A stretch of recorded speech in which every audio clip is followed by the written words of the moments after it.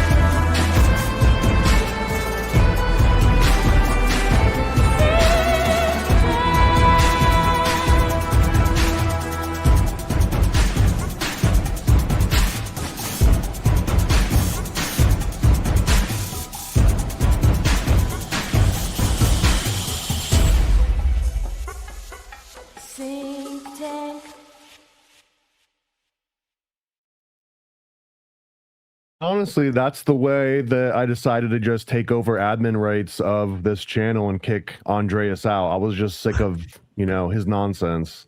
So, it gets a little old. Well, welcome to a new episode of Sync Tank. Andreas is no longer going to be part of Sync Tank. You guys can figure out the drama behind the scenes or whatever. I don't really care, but let's just have a conversation.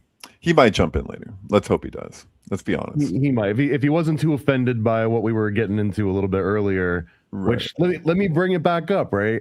Am I the only one that has seen the Man Must Burn HBO documentary series so far? Is that about Burning Man? It's about Burning Man. I think it's like a 3-part series about Burning Man. So this is the first time that I ever really got a little bit of more respect. I've had some friends tell me, I know you guys have talked about it before too, but it was blowing my mind. And Andreas was just like, yeah, of course. What did you think? It's run by a bunch of West Coast liberals or whatever. Yeah. But the documentary, it takes place, and I think they filmed it over the course of 5 years. And right when they started, it was, I think, 2019 or 2020. And they had already canceled it the year before because of the pandemic. And the first episode starts about, are we going to do it again this year? And it was funny because I'm watching with my girlfriend and she was like, this is Burning Man. Like they're on a Zoom call with 100 people and like HR is there. And there's people talking about like, well, I don't know about the ROI for this particular vector of the business aspect. And it was like the most anti-Burning Man-esque thing. But I guess from what you guys have been telling me, like that's not anti-Burning Man. That is Burning Man because Burning Man's it's in the spirit of the thing. I mean, even like I went 8 years in a row, and the first year that I went, the first night I was there, somebody set the man on fire. And like people were riding around on bikes like, what does this mean? And it was like during a full lunar eclipse. And there was really this sense that it's like, well, this makes sense. Like the eclipse is happening. Like this is the ritual. And it was just like, it was an arson. He got tackled next to my friend. I shouldn't say his name, I guess. But yeah, he got tackled next to him. He said, when this guy got tackled who set the man on fire, he just started name dropping like crazy and like, you don't understand, like I'm supposed to do this. And in certain places, like if somebody talked like that, you'd think, oh, they're a nut. I mean, the guy was a nut. I think he became more of a nut because of what happened to him there. Like I don't think he was that, it's weird, I don't think he was that crazy before that, but like he went kind of crazy because he was just like, what the hell? Like his relationship to Burning Man was like, of course you set the man on fire yourself during the full lunar eclipse before the burn has even really started, like, but yeah, I don't know.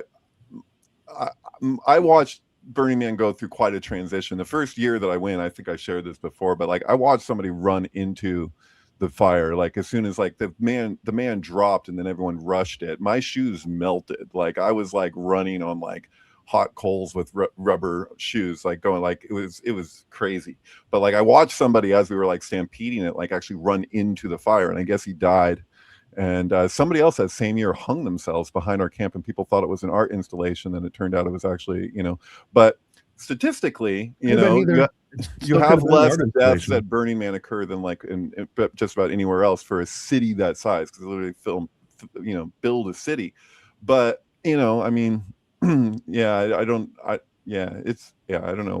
What did the documentary say? I'm only halfway through part 2. I fall asleep easily in things that don't have like Michael Bay style explosions, like every 10 minutes basically.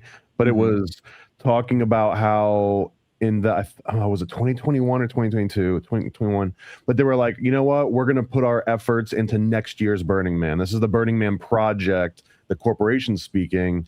And then it goes into how this Facebook group called Plan B like sort of became a new unofficial version of Burning Man, and that the CEO in charge of Burning Man, this lady, was kind of, I can't tell if it was like a wink and a nudge, but it was almost like a wink wink, like, so we're not going to be throwing Burning Man, but if anyone shows up, be safe. So it was kind of like, go ahead and still do the thing, but we can't be involved from a business standpoint. But which blew my mind is that they still like the CEO still showed up, still had a talk, like everything kind of operated the way that it normally did. And it shows her having this Q&A with a like big audience. Dude, the only question on my mind, and they don't show it, why didn't someone stand up and be like, hey, if we're still having Burning Man right now, like, what do we need you for? And what do we need the 10,000 employees and like all these different jobs? And like, what is that even for if we're already doing this on our own? No one asked that question. And then she goes away. And then it blew my mind even more that right next to Black Rock City, there's a private area that the Burning Man project owns. And then they're on their own land. They have their own Burning Man that is different than the Burning Man. Right. There's also 4th of July and, a lot of AK-47s. Historically, Burning Man used to have a lot of AK-47s where they'd have the drive-by shooting range. And like I have friends that did it where they're just like, they get on the back of a truck and they're just going, and they're like shooting at targets in the desert while they're just, they're flooring it. Like I have a friend who did it when he was like 15 years old. Like that was the first awesome. time he shot a gun. Like that was like, and yeah, it's pretty awesome. But like, they can't do that kind of thing at regular Burning Man. There used to be now, but there used to be like a lot of like creepy stuff. Like my friend was describing his first day at Burning Man. He woke up to moans and he opened up his tent and he had no idea what it was. His friends took him out to the middle of the desert. He wakes up to moans outside of his tent that he had set up at night, and it's just like all these women with strap-on dildos like taking turns with a blow-up doll of a woman, and they're just like super into it, but they're outside. He woke up to that, so he was like, what is that sound?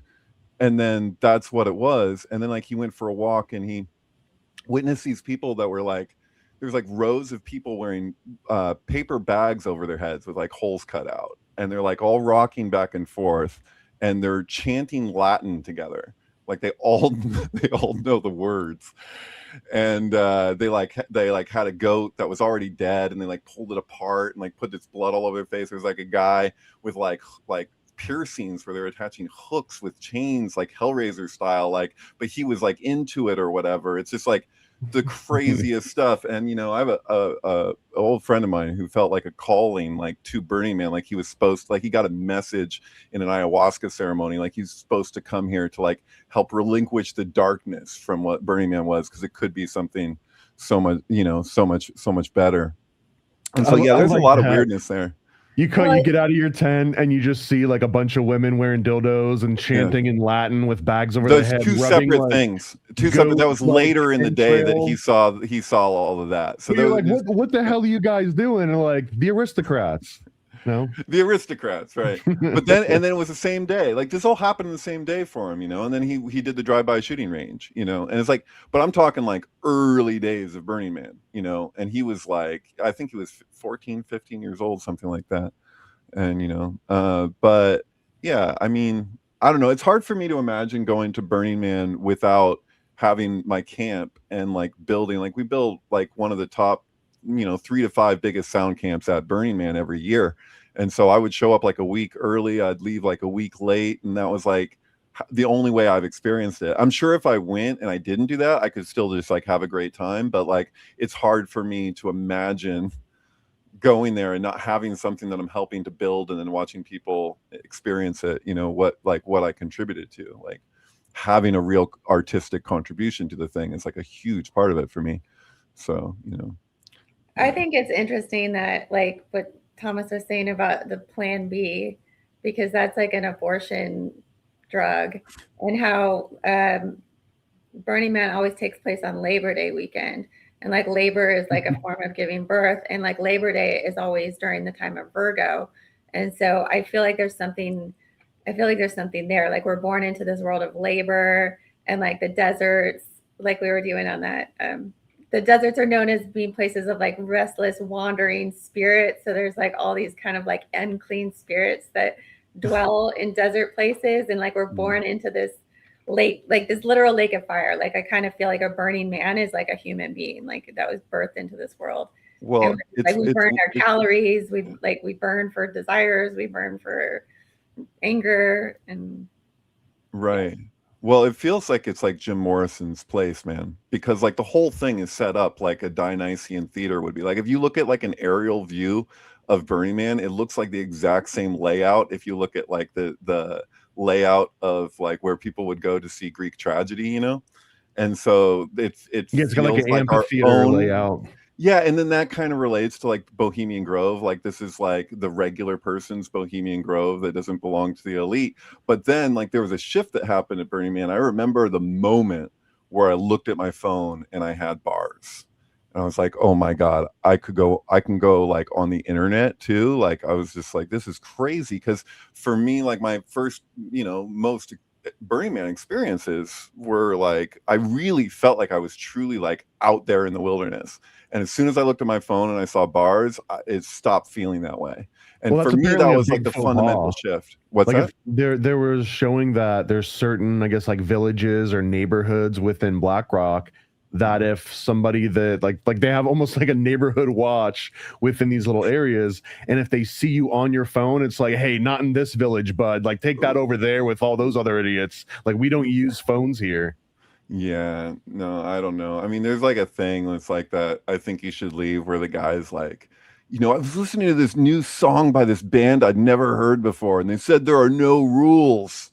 Is that true? And it's like there's like a weird thing with like Burning Man, like no rules, and then it's like, well, there's actually more and more rules. A big turning point for Burning Man was actually the day that Larry Harvey, the founder of Burning Man, was like had to respond to a dispute that was happening over an art car that was for this camp called Jiffy Lube. And it was two men having, homosexual intercourse, like as they were like moving. Hello.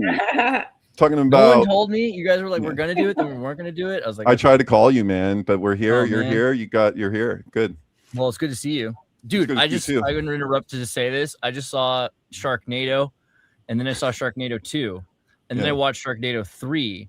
Of course. And we had already, David and I had watched a shark movie that was about, I think, virginity and maternity. And this one was, the Sharknado movies are about Pizzagate and about global warming. And the third Sharknado has Anthony Weiner in it.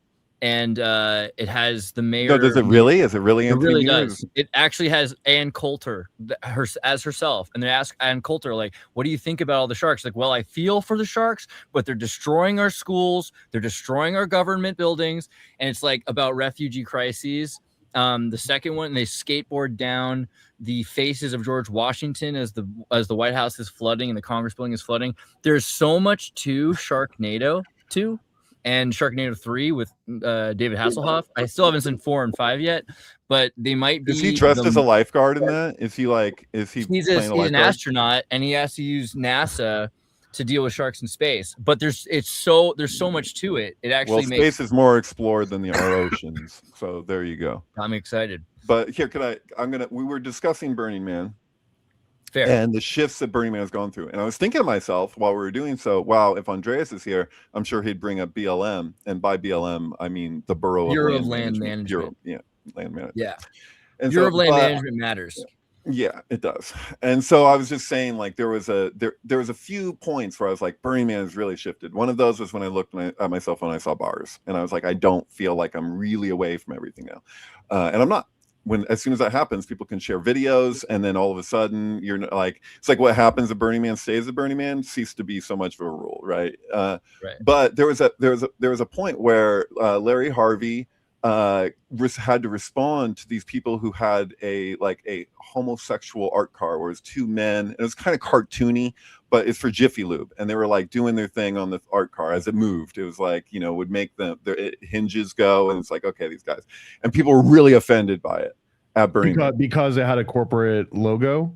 No, not because of the corporate logo, because Jiffy Lube, it was like a play on it, Yeah, but that wasn't their issue. Their issue was that this is recorded, so you can go find it. The dispute itself, people record. It was a long exchange, and eventually Larry Harvey shows up after these people are arguing. There's people like protesting this art car, going, "There's children that show up here." Because people do bring their kids to Burning Man. So like, this is unacceptable. That was the argument at the time. Get that sex out of here. All right, burn the guy. And Larry Harvey made the call that, okay, it can be here, but it can't be out on the open playa, because you have to get like a permit from the Department of Mutant Vehicles, right? So they were like, and it classified as a mutant vehicle. He said, you can keep it at your camp. You can't bring it out on the playa. And all these people booed, and it was this whole thing. But that was the first time that rules were really asserted beyond what was the original baseline rules, which is, radical self-expression, radical self-reliance. They love the term radical, by the way. It's like, is it radical self-reliance? I don't know. I've known people that show up naked with nothing, and they prove that they can get by. I know people that showed up. There was a part in this series where they're talking to the CEO. Okay, her name's like, I'm just gonna make up a name, but like Susan or something. But the CEO that was in charge at that time, and very stark contrast, because you could tell the people that were like, Burning Man should be run by the burners, and like, we don't need all this corpo speak. But she was pushing like, they don't realize how important these billionaires are, and that the billionaires are just as much of part of Burning Man as anyone else. And if it weren't for these billionaires, and if they don't feel welcomed, then Burning Man ceases to exist. And then you had like a whole other camp. Get this idea that Burning Man's for poor people. It's not. Right. First off, Burning Man's always been for rich, upper middle class, at least, or trust fund kids from Santa Cruz and San Francisco. Be honest, yes, there are totally other places for poor people. You could go to the Pyramid Lake. There's Rainbow Gathering. There are actually efficient places for poor people to go. Burning Man was always $300 or $400 to keep out the riffraff, and there's no water, so you have to bring your own supplies. Not originally. It didn't cost any money originally. I mean, you could show up there and just be there. Like, that's what I'm saying. Like, but like since 1994. So at a certain point, yeah. Okay. Yeah. All right. I looked it up. Right now, the lowest amount you can use to get in is like $600 or something. Yeah, I mean, no, you look could at have theoretically in 15, 20 gone out years with ago. A tribe. So okay, for real, the original burning of this dude's ex-girlfriend in effigy statue thing. That's on so the beach in San Francisco.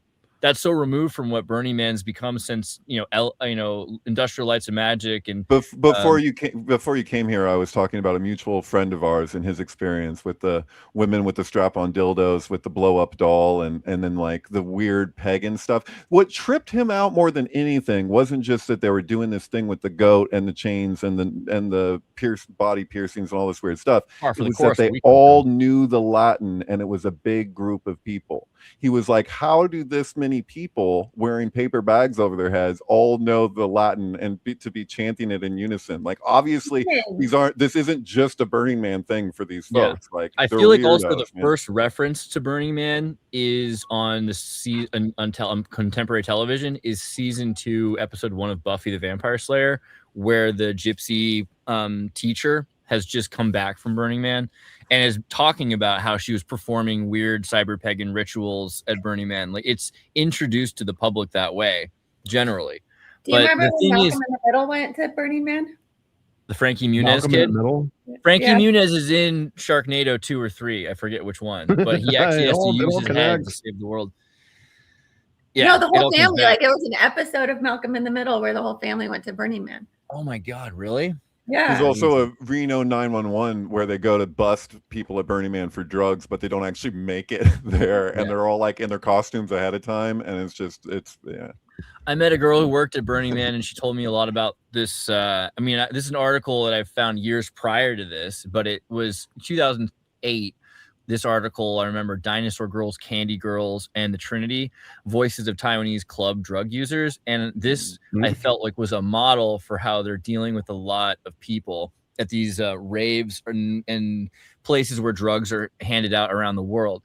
And basically, if you're pretty, they're giving you good drugs. And if you're ugly, they're giving you bad drugs. And it's a sort of like Darwinian evolution. This is how I got hooked on salvia. Someone was like, hey, Uggo, get over here. Try this new drug out. Thomas, you're a pretty girl. All the pretty girls got ecstasy. I got this salvia. also made me realize the next cool movie after Sharknado that we would make would be like Ketamine Catfish, and it wouldn't be a horror. It would be like a Stanley Kubrick kind of thing where like he's opening K-hole portals and tumbling through space-time, messing up the timeline, and all of a sudden Hitler's wearing pink, and Obama's married to a transgender woman or something unusual.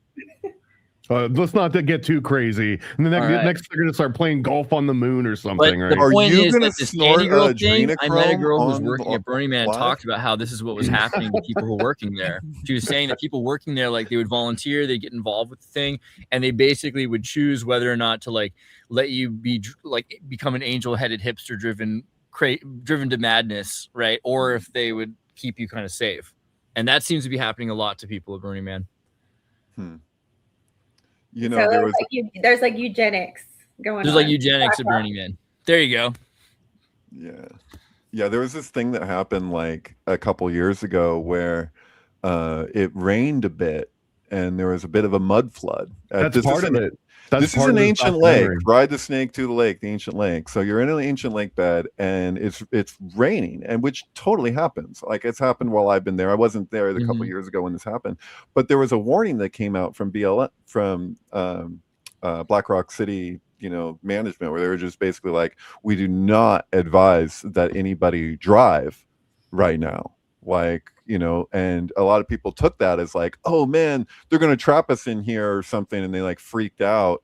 And just about everybody who tried to drive away got stuck in the mud, and anybody who, has ever been stuck in the mud in Alabama knows, you push on the gas, one tire spins, the other tire does nothing, but anyway, they got stuck in the mud and they had to get towed out. And like there was one year, like long ago, before there was cell phone usage or anything, where almost everybody had to get towed out over rain, and they didn't even move.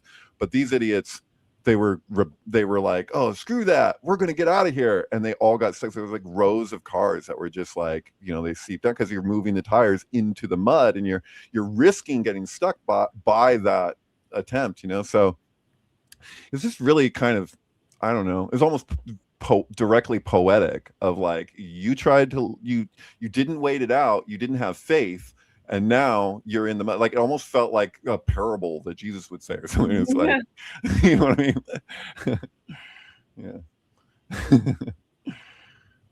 Remember the double rainbow, and when I was all stuck the in way Burning Man, and there's the dude crying while he's watching it happen. Like that's real. Right. Yeah. That well, was it the just Burning was Man after the double rainbow that when that guy went viral, who was actually my a friend of a friend, that guy who's like had that hit. I think it was on a Hawaiian island or something. So beautiful. It's so beautiful. He's like but the thing is my friend told me, she's like, dude, that guy is like that about everything. Like he's being so emotional about the rainbow, but he's like that all the time. Like he'll just get super emotional about little, whatever. So leave Brittany alone. Like he's always like that. Don't worry. Right. That guy. Well, I wonder how he's doing. That guy. He became a meme. That must be such a trip for him, because he was dead serious. I think her now. I think that was a trip for her. For Brittany. No, for whoever had the outburst.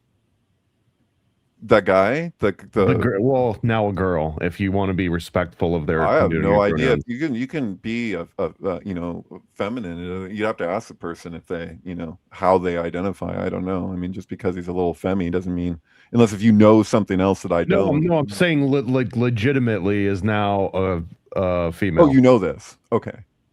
The double Biblically, rainbow? yeah. The double rainbow guy? No, that guy's dead. That guy died. no, the leave Britney alone guy. Oh. Yeah. That was the first double rainbow in my mind. Okay. Penn and Teller, Chris Jericho, Mark Rubio, Anthony Weiner, Ann Coulter. Anthony Weiner plays the NASA director. Back in Sharknado. They all contributed to the same Sharknado sequel. They're all in it. It's freaking nuts, man. Jerry Springer. Okay. The Are we mayor of talking New about York. clips of these people, or they actually They are did it for actors. the movie? They are acting in this movie. Ann Coulter says, "Don't do that." And then the guy's like, "There's not enough time, Mrs. Vice President." She's the vice president. So they grab a picture of George Washington, and then they stand on it, and they skate down over the heads of Ann Coulter, skating down the heads of sharks. And Right. this is supposed to be Somalians, as I understand, the sharks. I in mean, the there's ocean. definitely like she says, I feel for the sharks, but they're like destroying our schools and they're using our resources and everything like that. And they keep going to Minneapolis for some reason. Those damn sharks. Oh, dude! And the second one starts out with him on a plane with the guy from Airplane flying the airplane. And then the main character looks out his window and he sees a shark on the wing of the When plane. you say So the there's a guy shark from on the Airplane, wing of what his do you plane. mean? Price from Stalag 17? Are you talking about The guy from the movie Airplane. Which Like the pilot? Leslie Nielsen? I mean, pilot. who were we talking about? The pilot. The pilot wasn't. So you're talking which pilot? The guy who had Star? the war trauma, who had to come Yeah, in the when guy he had with a the drinking problem. The guy with the drinking problem. Okay, gotcha. Airplane, were- 1977. When you were talking about the sharks that go to Minneapolis, were you also referring to that when that Renee Good got shot right in front of a shark when the ICE cops shot her? What do you mean she got shot in front of a shark, like an aquarium? Oh, you mean Airport 77? I'm sorry, No, not is that wrong? I thought it was filmed in Airplane, the movie. Airplane, the movie. There it is. Yeah, the one with Leslie Nielsen. Okay. Starring Robert Hayes. Yeah, Robert Hayes. He's the pilot in Sharknado 2 And an airplane. and in Airplane. Does he have a drinking problem in Sharknado too? He does, and he talks about how he's wondering if they ordered the chicken or the fish. Like it's straight up almost a sequel to Airplane. Okay, The so like sequel to- the sharks look like flying airplanes. There are sharks in the tornado, Sharknado. So there's a dude, and it's like in Twilight Zone. He's looking out the window, and he sees a shark on the wing of the plane. He's like, "There's a shark on the wing of this plane." It's like the Gremlins thing. Like there's just the shark is just this sort of socially acceptable symbol to mask all of the problems in our world that are being displayed in the Sharknado series. Global warming, global swarming, I think is the title of one of them, global swarming. And there's like, weather modification. There's all this stuff with space and NASA, and Anthony Weiner's running the NASA thing and telling them what to do and how to save the world. And it's like the whole thing is just so many more levels than just shark. Shark is the thing that people won't ask questions if you have an answer supplied. What's the problem here? Oh, shark. Okay, then they can just watch this movie. But when you see what the sharks are doing, the sharks are tainting our water supply. They're immigrating into places they don't belong. They're taking over patriotic desert like towns in Texas. Like there's, they're in the sky, they're in the air, they're everywhere. It's like there's a lot more to Sharknado. I know we've done this, but I'm convinced it's important. Why would they put Anthony Weiner in it? That's just so weird. Well, like planes are kind of phallic. So do you think sharks are? I don't know. Somehow sharks to me are related to like money too, because of loan sharks and stuff. True. There's a financial aspect to sharks. And card sharks. I mean, I also saw that Predator movie recently that we tried to watch. Dave and I tried to watch Badlands on the Disney when it came out, and we thought it was like because it had subtitles burned in and it was in the wrong language. But no, that's the movie, because the movie starts out with like they're speaking Klingon, they're speaking their alien language, and the Yautja, I think, is the name of their people, and then there's subtitles burned in. But then you meet like robots and they work together. But it's interesting because Alien, this Geigerian alien, is very much like we've talked about like forced insemination, right? Like there's this very violent thing that covers this orifice, this open sore orifice in your mouth, and it impregnates you. And so Alien's always talking about abortion, whereas the Predator series, Yautjas wear a mask that covers their vaginal faces, where the alien's a very phallic, skulled being. The Predator is the femininity that's protecting itself constantly. And it won't, this is the big point of this movie, is that on Earth, the alpha is the wolf, often the maternal wolf, because she doesn't just kill everything, she protects, and protection is a quality or an attribute that is valuable that they're trying to assimilate into their tribe. So there's femininity thing, because the entire movie, his mouth is uncovered. He's lost his mouth. So he's constantly showing his vaginal what's it called? Dentata, vagina dentata. Right.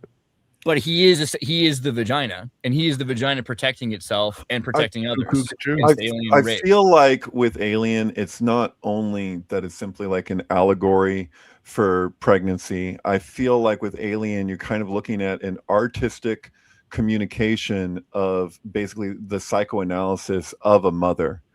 So it's how her kind of like dream symbolism would be interpreting this experience on another level, which is why it's such body horror. Like Alien's very relatable to like The Substance in a way, as far as like this is like getting into the psychology of the woman and like what her deeper process is. So like, in other words, the end of Alien, you could interpret it either way, that this is aborting the mission, right? Which seems so obvious, but like when the alien like leaves the ship, there's that screech that's so much like a baby screaming, it's just like, it sounds like a baby. It's like, and it's like, it feels like hopes and fears, because, what you fear, you also hope for, and what you hope for, you also fear, like on different ways, depending, you know what I mean? Like, so I don't know.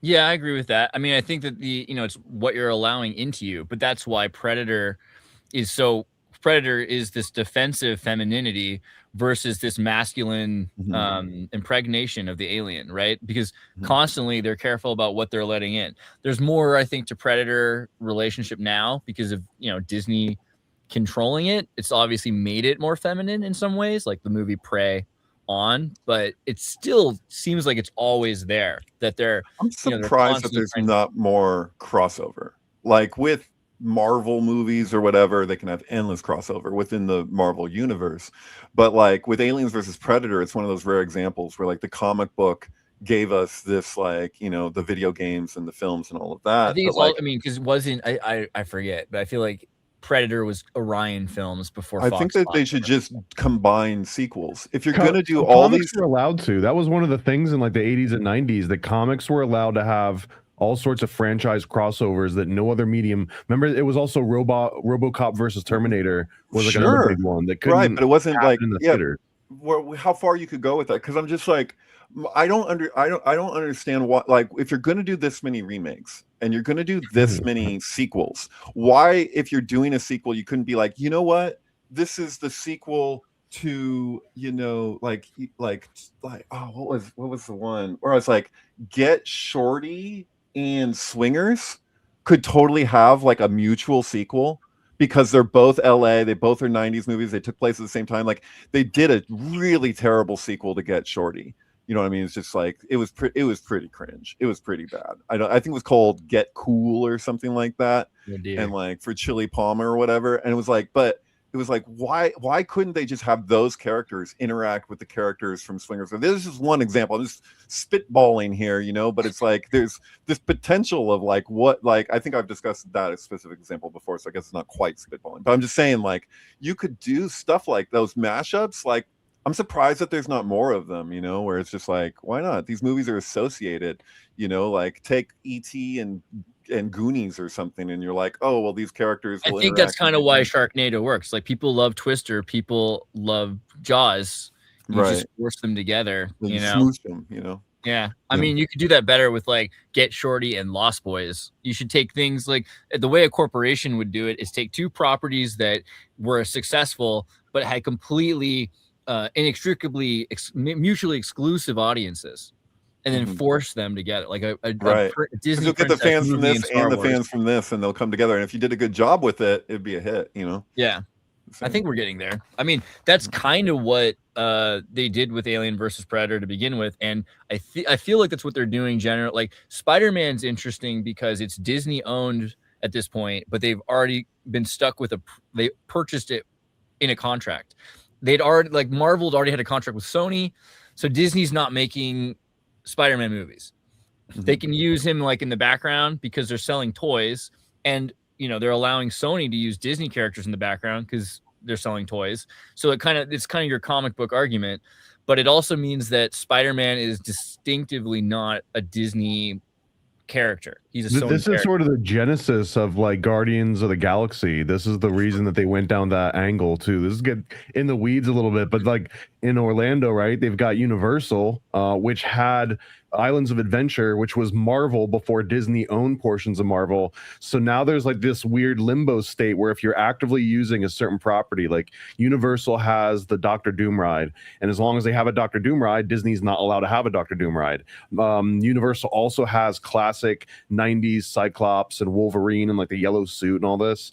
And I think that there's like iterations of that are not allowed to be used by Disney. So it's not the Marvel universe, it's the Marvel Cinematic Universe, which goes with Disney, I believe. And then like Universal has the non-MC. It's so weird, but at the same time, I feel like it's appropriate because Marvel also had the weird like this is when I fell off, the multi-dimensional thing where there's like 80 different planets with Miles Morales, and there's like a black Wolverine somewhere too. And then DC did it with the New 52, I think, where now it's like, oh, well, there's 52 Flashes out in the universe. So right. I mean, it all gets into that, and I think on a long enough trajectory, like on this timeline, like DC and MCU, it's all the same thing. The same way that you go to a restaurant and you're like, hey, I'll get a Coke, and they're like, all we got is Pepsi, and like most people are just like, yeah, whatever, right? Yeah. Well, they're getting better with that. I don't know. I'm old now. I drink a Coke Zero, and I wasn't even upset about it, so I'm broken. But someone just asked if the Disney made Eyes Wide Shut, or at least the sequel. I feel like Disney did that. That's what The Rescuers is, right? Isn't that kind of the sequel to Eyes Wide Shut? Because you start out with this, like, Eyes Wide Shut ends with this little girl getting herself kidnapped, right? It's the parents are talking and they're self-absorbed. And then, Tom Cruise's daughter disappears at the end of the movie with the guys from the beginning of the party scene. And what is Rescuers, right? It's totally about that same girl, even to the point of the parents kind of reminding me. I mean, okay, the mustache, but otherwise, I can totally see that as Tom Cruise, maybe a couple years later. Rescuers Down Under too is basically the same plot line where a kid gets trafficked over the internet. It's pretty great. Down Under. This is symbolic. The underworld. Or worse for that poor kid, that poor boy, Duck Strangelove. It would be DuckTales Strangelove. That's Disney could do any of these to be better. I think they should make every movie for kids. We were watching Top Cat and Flintstones, which are both remakes of 50s shows. Like Phil Silver's show is about PTSD soldiers who survive Stalag 17, basically, right? They're like the Hogan's Heroes back home in New York, and they just drink all the time because there's nothing left to do with their lives, right? That became Top Cat, about stray cats, And then Flintstones, you got a dude who's constantly promising in The Honeymooners to beat up his wife. He's like, I swear to God, next time I hit you, Alice, you're going to fly. You're going to fly to the moon. That's how hard I'm going to hit. This is his catchphrase, right? And to turn this like abusive relationship into like the family modeling show, the Flintstones. One of these days, Alice, straight through the looking glass. Not bad. All right. Well, I remember there being an episode of Honeymooners that was like totally about aliens completely, and now I'm looking at it and I'm like, I guess the closest is that suit. I thought that there was like Ralph Cramden actually interacted with an alien or something. I don't know. I don't remember this one, but I imagine he had to, because why would Flintstones have the tiny? This Jackie Gleason claimed to have had like some kind of, like, he said that Nixon showed him a crashed UFO or something. Like, what was it? And then he modeled his house after the UFO because he's just so into it. And I thought that there was more of that with the Honeymooners, but I could be mistaken. Yeah, I haven't seen the whole thing, but I know like there's a conversation about that Joe Rogan has where they talk about his there's the house right there, Jackie Gleason's spaceship house. That's Jackie Gleason's house. Let me see if I can zoom in on it for you. Mm-hmm. And yeah, so dude was totally obsessed with aliens. But I mean, but with Pink Floyd's Metal, you have, so the B side of Metal is Echoes, which is 23 minutes and 26 seconds long, which is the exact same length of Jupiter and Beyond the Infinite, from the title Jupiter and Beyond the Infinite to written and directed by Stanley Kubrick. But the first song on the album is One of These Days, and Jackie Gleason's connection to extraterrestrials feels like that's an appropriate title for the first song on the album if you're doing a treatment that somehow, you know, Pink Floyd, like, because there's that whole thing where Pink Floyd was going to be in A Clockwork Orange for the original soundtrack, but the story goes that they didn't want to break up the suits like Kubrick wanted for Adam Hart Mother, so then you just see Adam Hart Mother among the records opposite the Beatles in the record store, with the underground section being 2001: A Space Odyssey in the front, you know, when he gets the record that he ordered, you know. Mm-hmm. But yeah, I don't know, I'm just saying, like, One of These Days actually could be taken to have to do with extraterrestrials. I watched Disclosure last night, Disclosure Day, the new Spielberg movie. I'd heard so much just trash talking about it online, and I get what people are saying, that they're like, oh, this is so out of touch because the whole thing is kind of centered around, you know, getting the disclosure documents, which are really just video. If we show them on the news, then everyone's mind will be blown. But an actual alien, I should shut up. I don't want to spoil the whole movie. I guess I'm doing that. But people are doing that all over online. And the thing that I extrapolated after watching it is I think most of the comments that I've seen about it are from people that didn't watch the movie. Because where they go with it completely, it sounds either that they walked out or that they just took the cliff notes and said that this is what I think of this. Because really, you could take the whole movie, or the ultimate end of the movie, of just how naive media people are, because they all think that dropping this bombshell, everyone will freaking believe it. But I feel, my personal feeling, I don't think I'm alone with this, is a genuine UFO could land at the White House and almost no one would believe it. You know what I mean? Like, it could, if it actually happened. So it's like the footage that they show in the movie just looks like Alien Autopsy from Fox in the late 90s or whenever that was. You know what I mean? Like, it's just like, oh, if they saw this, it'd freak out. And like, just looks like special effects movie magic. So they're like, oh, we've run it through, it's not AI. It's like, okay, well, is it CGI? Like, are you, what, you know, like, I don't know. But yeah, it's a lot of it may not be that Spielberg is naive necessarily, although he probably is, but it could be that it's a commentary on how naive this class of people are. Yeah. So then it's kind of forgivable in a way. And people won't see what they believe, and you're not selling it, by the way. This is not selling. I'm not trying to sell it. I'm just saying I watched the movie last night, and I'm comparing what I watched to a lot of the rhetoric that I saw about it, and the specific criticisms that I saw. I think the point of Spielberg is, like, he already kind of sucks. He's not a great director, but like that's partially his skill, is that he didn't go to film school, so he's a plebeian. But also he's Jewish. He's Jewish, so he's not completely empty-headed. Like, he has some symbolism there, and he got deeper and deeper into that until he got to do a Kubrick movie, and that's when he lost his mind.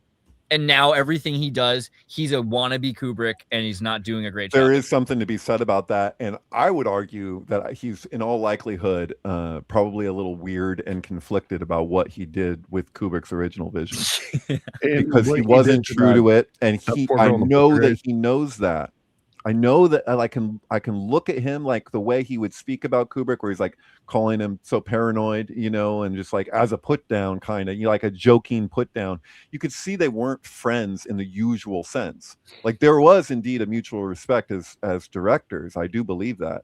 But I think that Spielberg's, like, what he projects about their friendship just it's like Candace Owens and Charlie Kirk. It's Well, like, yeah, it's you're like frenemies. friendship's a weird word for it. It reminds me of like what Jordan Maxwell used to talk about, like the elite class and the pleb class. It was like his analogy was that if you are opposing basketball players, you're on rival teams, you're not friends, but you both end up noticing each other in a bar. You probably end up having a drink with your rival because they're at least in the same level as you are, versus having a drink with one of your fans. Because like one of your fans is not really someone that can relate to you on any level, and you'd rather be with someone you can relate to. So like some people get chunked into being like friends just because they happen to be in the same sphere, not because they actually are amicable with each other.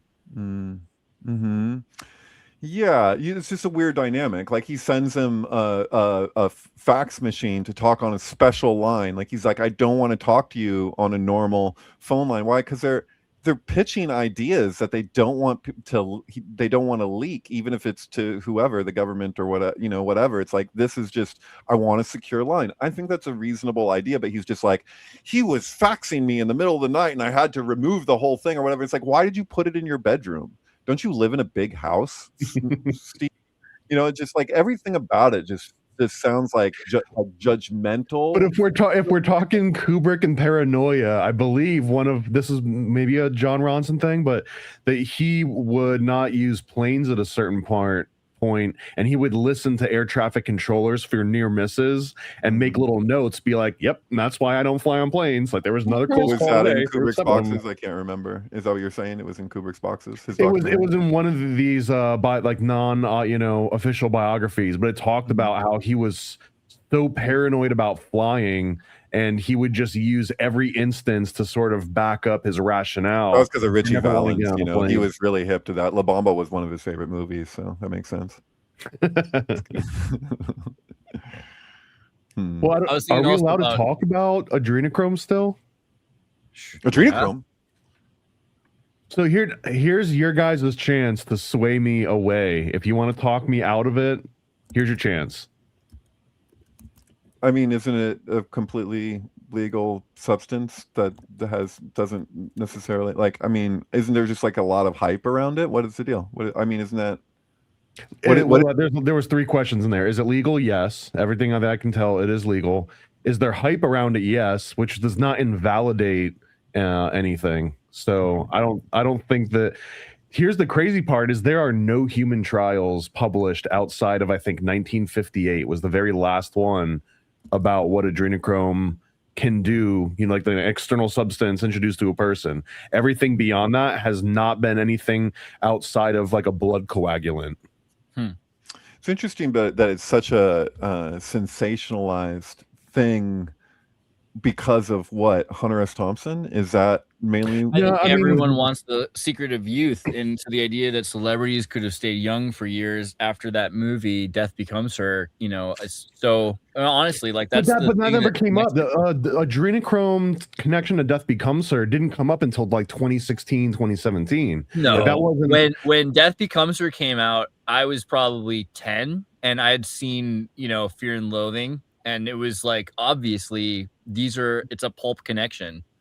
Like I don't know, maybe in your brain I believe that, like but adrenochrome is not even that weird of a thing to be brought up all the time. But to connect the Fear and Loathing, there's only one source for this stuff, from the adrenaline gland of a living human body. Like to say that this drug that he took that gave him this experience, that this would somehow be associated with the youth drug in Death Becomes Her.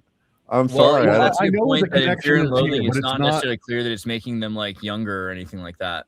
Maybe you had a point there, but adrenochrome is always associated with this idea that it's like from younger bodies, from younger, healthier people.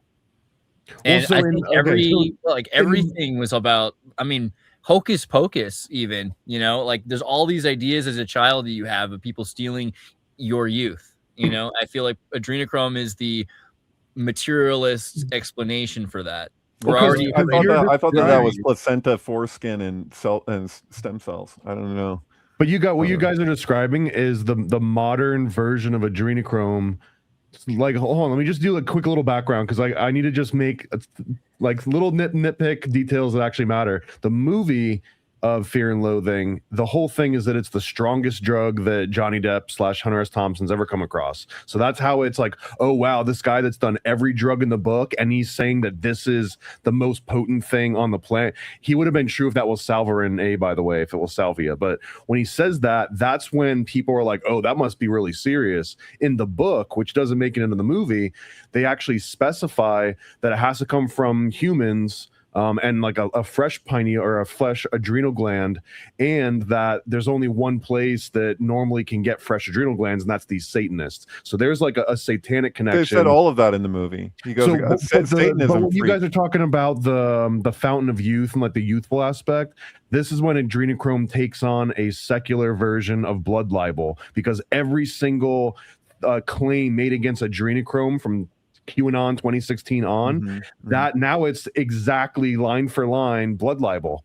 You know what I mean? Like all of the same sort of magical supernatural properties are now being ascribed to a chemical. And what makes it, I think, like a novelty and like the hype is that you don't have to care about the Bible or the Torah or blood libel to now be fascinated about this like secular chemical. And it brings along all this backstory to it where you're like, oh, I guess it must be true. So many people believe that, like, it looks like that's the psyop, is to just get people to entertain it in that way, because now they're susceptible to all kinds of shit. No, I mean, it seems like a psyop, that treatment of it. If it is a psyop, what's the motivation? That would be a really obvious motivation. I don't really know. But what do you mean? What's the motivation for what? Well, if you're trying to kind of like, because what I'm seeing is a lot of people who were never into, a lot of boomers too, who were never into conspiracy theory, just like go headline and sinker, just like now because they want to save the children. Because they, or what? That's one of the reasons. That you don't want to save the children, David. Right. So that's exactly. Not all of them. Exactly. So it's this or that. So you either believe what I'm saying, or you're all these terrible things, bad faith, whatever, you know. But I don't know, man. I'm just saying, like, to steel man this thing, like, if there was a like kind of perverse incentive behind this, like, why go there with this thing? Like, I don't know. I'm seeing a lot of how, like, I would argue that it's very possible that there's some weird revealing things in, like, the Sumerian tablets, for example, or all the writing that the Catholic Church has that isn't available to the public. And wouldn't it make sense that you could like basically commission somebody like Zecharia Sitchin to just take it in this way and make it sensationalize it so much that when anyone brings it up, they'll immediately dismiss it? And that's where Sitchin feels like a psyop to me, is because there probably really is some revealing things, or not probably, I would assert that there's very revealing things in what we can extrapolate from those ancient Sumerian texts, because Sumer is a huge area, and in the ancient world, and what we can take from the things that we have beliefs around, like from antiquity, and then, like, it could be threatening to that. So it would make sense for them to be like, let's get ahead of this. So it's like something like adrenochrome. It's like there's weird stuff going on. People are taking things and doing things to elongate their lives, and their youthful quality or whatever. Like, I don't know, I'm sure Mel Brooks is probably normal lifestyle, whatever, but it's like, dude, that guy, he's been on Celebrity Death Pool for like how many years? 20, including the Rolling Stones. Mick Jagger is obviously people. I found in a Playboy from like the late 90s where they were just like, how is this guy still alive? It's 2026. Keith Richards, he's touring. He just did a tour, Keith Richards and Mick Jagger. And so, but anyway, no, I don't know. I'm saying, like, I could see there being an agenda there with, like, that, for people to react to what you referred to as a blood libel type idea for the elite class. That what are they doing? Because I think they're doing something, man. But I think it involves other things. Well, I think it's not. I don't think it's a blood libel type idea. I think it is literally the exact same version. It's just that libel started in like the 12th or the 13th century, and now this is just the 21st century version of it. So of course it has to be a chemical. It can't be the same exact way that Bram Stoker's Dracula was about blood transfusion. It was about like this new emerging technology, a new spin on. Okay, here's how it. And like it seems old now because blood transfusion was new when Bram Stoker wrote his version of it, right? But prior to that, it was all like the guy sneaks in your window at night and like bites you on the neck. Like, nah, he would just like break into a hospital and just kind of like, steal the equipment. Hey, could you remove the comments from over half your face? Just because aren't they on the side anyway, and people can see them? Like, you have Right, you're out of comments, here, thank you. Yeah, comments. sorry. Yeah, you just have Except you for know such later a when they nice watch looking this face. It's thing a not shame live. to have it covered up. The You know? point, the long point being though, is that I'm not going to live stream it. I don't think, because I think every single platform will probably have a reason to like take it down. But I Mhm. might have found a source, and unless someone wants to try and talk me out of it, I'm looking at you, Nicole, and Nicole Wirtz. Don't do it, bro, because at your age, like if it hurts your heart, like it can be dangerous to take. I don't think that's accurate. I mean, understand that if it has someone- my. Go ahead. Use adrenochrome responsibly. They're not going to have like a protocol. They're like, if no one's doing this drug, there's no like Correct. research on it. Then like if you That's go, not if you're, helping like, in it. That now we're just thinking about how shitty the protocols are and like what Fauci's protocol. Like, Well, thanks. here's an example. There's not even a recorded boiling, like vaporization point for adrenochrome, because it's never been studied in any of these sort of like areas. So there's no like human recommended dose. There's no suggested or not Just type suggested. in Florida side effect man to look adrenochrome, for. and you'll be able to find more information from Paranoid American. It's not instead. true. Well, yeah, no, that will be true. That's the future. You're even predicting like the what future. about on a spiritual level, Thomas? I know I'm the odd man out here in this group, but like I'm against drugs altogether. I feel like drugs have contributed to the whole fucking mess of a matrix that we live in. Like all of our minds. I'm inclined to agree a little more than I was when I was a teenager. I think that a lot of the time when I was young, I thought, man, all these old dudes who spend 40 years learning Kundalini to meditate so that their bodies are too old by the time their minds are ready to do astral projection.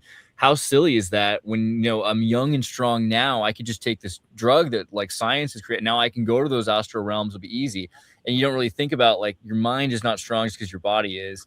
And it will destroy young people. Like it destroys new minds. That's the plan of, some of these realms, not just the realms, but like you're saying, actually just chemicals themselves. Some of them are cool. Like I know, David, you can talk like about being respectful in the temple. Like if you're respectful in the temple, maybe the temple treats you better.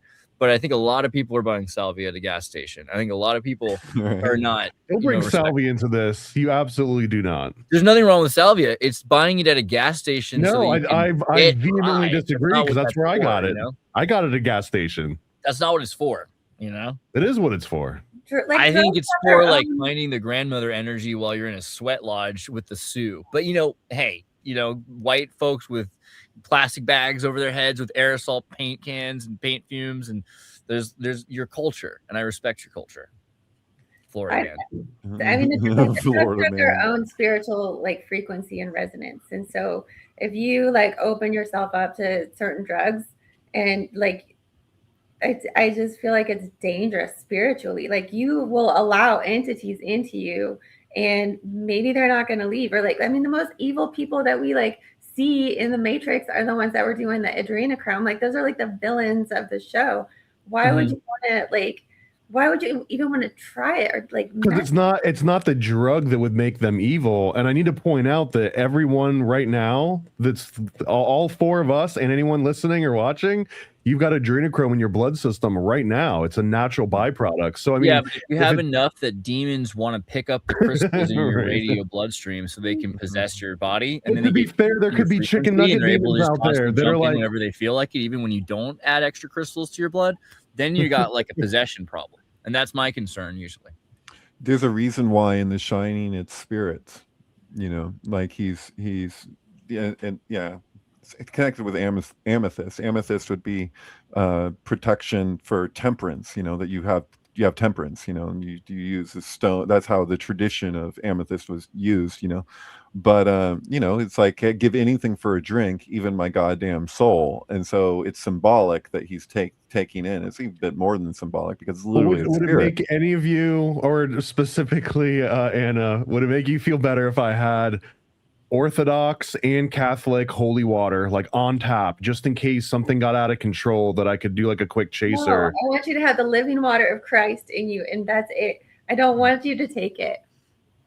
But didn't Jesus take that drug that made it so that he would appear dead and they would take him down and he could be like wake up again 3 days later? Have you ever like hoping for? What about lab mice? Have you done any lab mice? Or had any studies on them yet? The studies have been done. There's like over 28 animals. In fact, Remember, I'm sure you guys have seen the orb weaver spiders that they gave LSD to, and it's like, look at Yeah. it doing these crazy. It was in my textbook one year, and it was removed the next. Dude, And if, so I was if like, you what was look at that? the original study and turn the page, the very next page is adrenochrome. They give adrenochrome to the spiders. They've been given adrenochrome, spiders, pigeons, rats, fish, How their webs humans, turn out on for a long time, and I'm just going to be following the exact same protocol. how You're the just webs gonna turn do out it on all on your adrenochrome. own.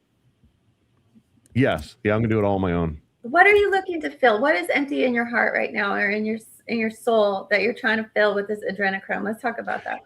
Well, I think it's more that when I try and find any sort of actual user reports on this, or like serious research done, none of it's serious. It's all just people spreading fiction, and they saw Fear and Loathing one time when they were 14, and they've never changed their mind that they actually think that there's something evil possessed in just a mundane chemical. So the main thing is just to be like, look, this is a regular chemical, and yeah, maybe it does make you go absolutely insane, and I don't recommend it for anyone else. But I would say the same with salvia. People tell me the exact same thing, where like every time you're going to this realm and you talk to Lady Salvia and you go through the door and you have the breakthrough, that you've opened yourself up to entities.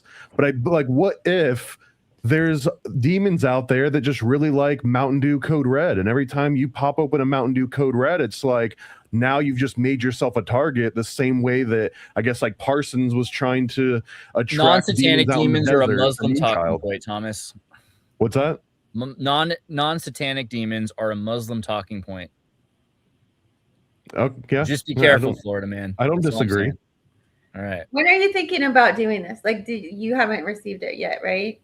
No, I'm like 90% sure they're going to cancel the order, but if the 10% of my hopeful part, I don't know. I think that I got to do it like almost as soon as it arrives, because it's not very stable. It does not have a very long shelf life whatsoever.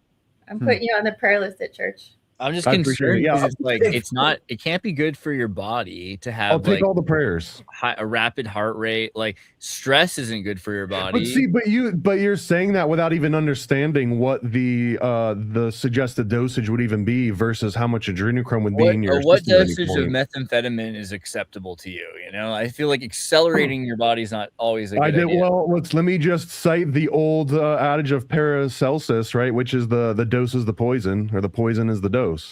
What if you get addicted? What if it's like a heroin and then like life is never the same after you don't Which I have it? imagine it would be if you like had all the more colors, you know. the It's vibrancy. possible, although I had a raging cocaine addiction for about 4.5 years that I was able to kick, and I feel if I was able to do that, I could probably kick adrenochrome. He's lying. Famous last words, right? I'm just gonna- Okay, so in I'm just gonna do Sharknado one little cut of 2, heroin. Kelly Osbourne gets her head cut off right at the same scene as Will Wheaton gets his head cut off.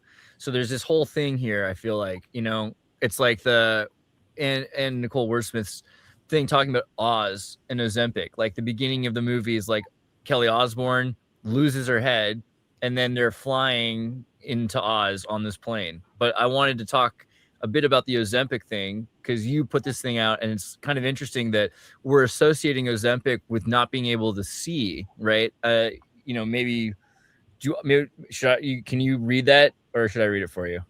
Is it visible enough on your little screen? Yeah, so it's being reported on because it's supposedly causing blindness, like sudden blindness in people or whatever, right? It's related to vision. And so I was connecting that to like how we've had all of these like Oz type people that keep getting recycled in this matrix right now. Like we have the Osbournes who have made like the most drastic transformations. Born in Oz. Yeah. Right. Also keep in mind that the Blizzard of Oz and Mr. Crowley. Just saying. This makes me, for some Oz is reason, strange. this makes me think of Shallow Hal a little bit too, right? Like, because the concept of Ozempic is to lose weight and become more attractive, but really it was about him not being able to see what everyone else could see. So like Shallow Hal goes through Ozempic blindness essentially. Oh, yeah. Hey, bring up if you could Liber Oz. It's so short. You know. So Oz is And after Hebrew that for one, bring up White Stains if you could. Right. Don't bring up a copy of White You want the book itself, original I assume, copy of not White just the Stains wiki with the page. white stain in it. Is But that yeah, true? I guess that makes sense. you should It be would able, not picture, you should be able to find just Liber Oz itself. Oh, you want the book? It's not a Okay. book. It's there it is. Like, It's like a yeah. poem or something, right? It's every word in it is one syllable, and it's basically like a summarization of Liber L.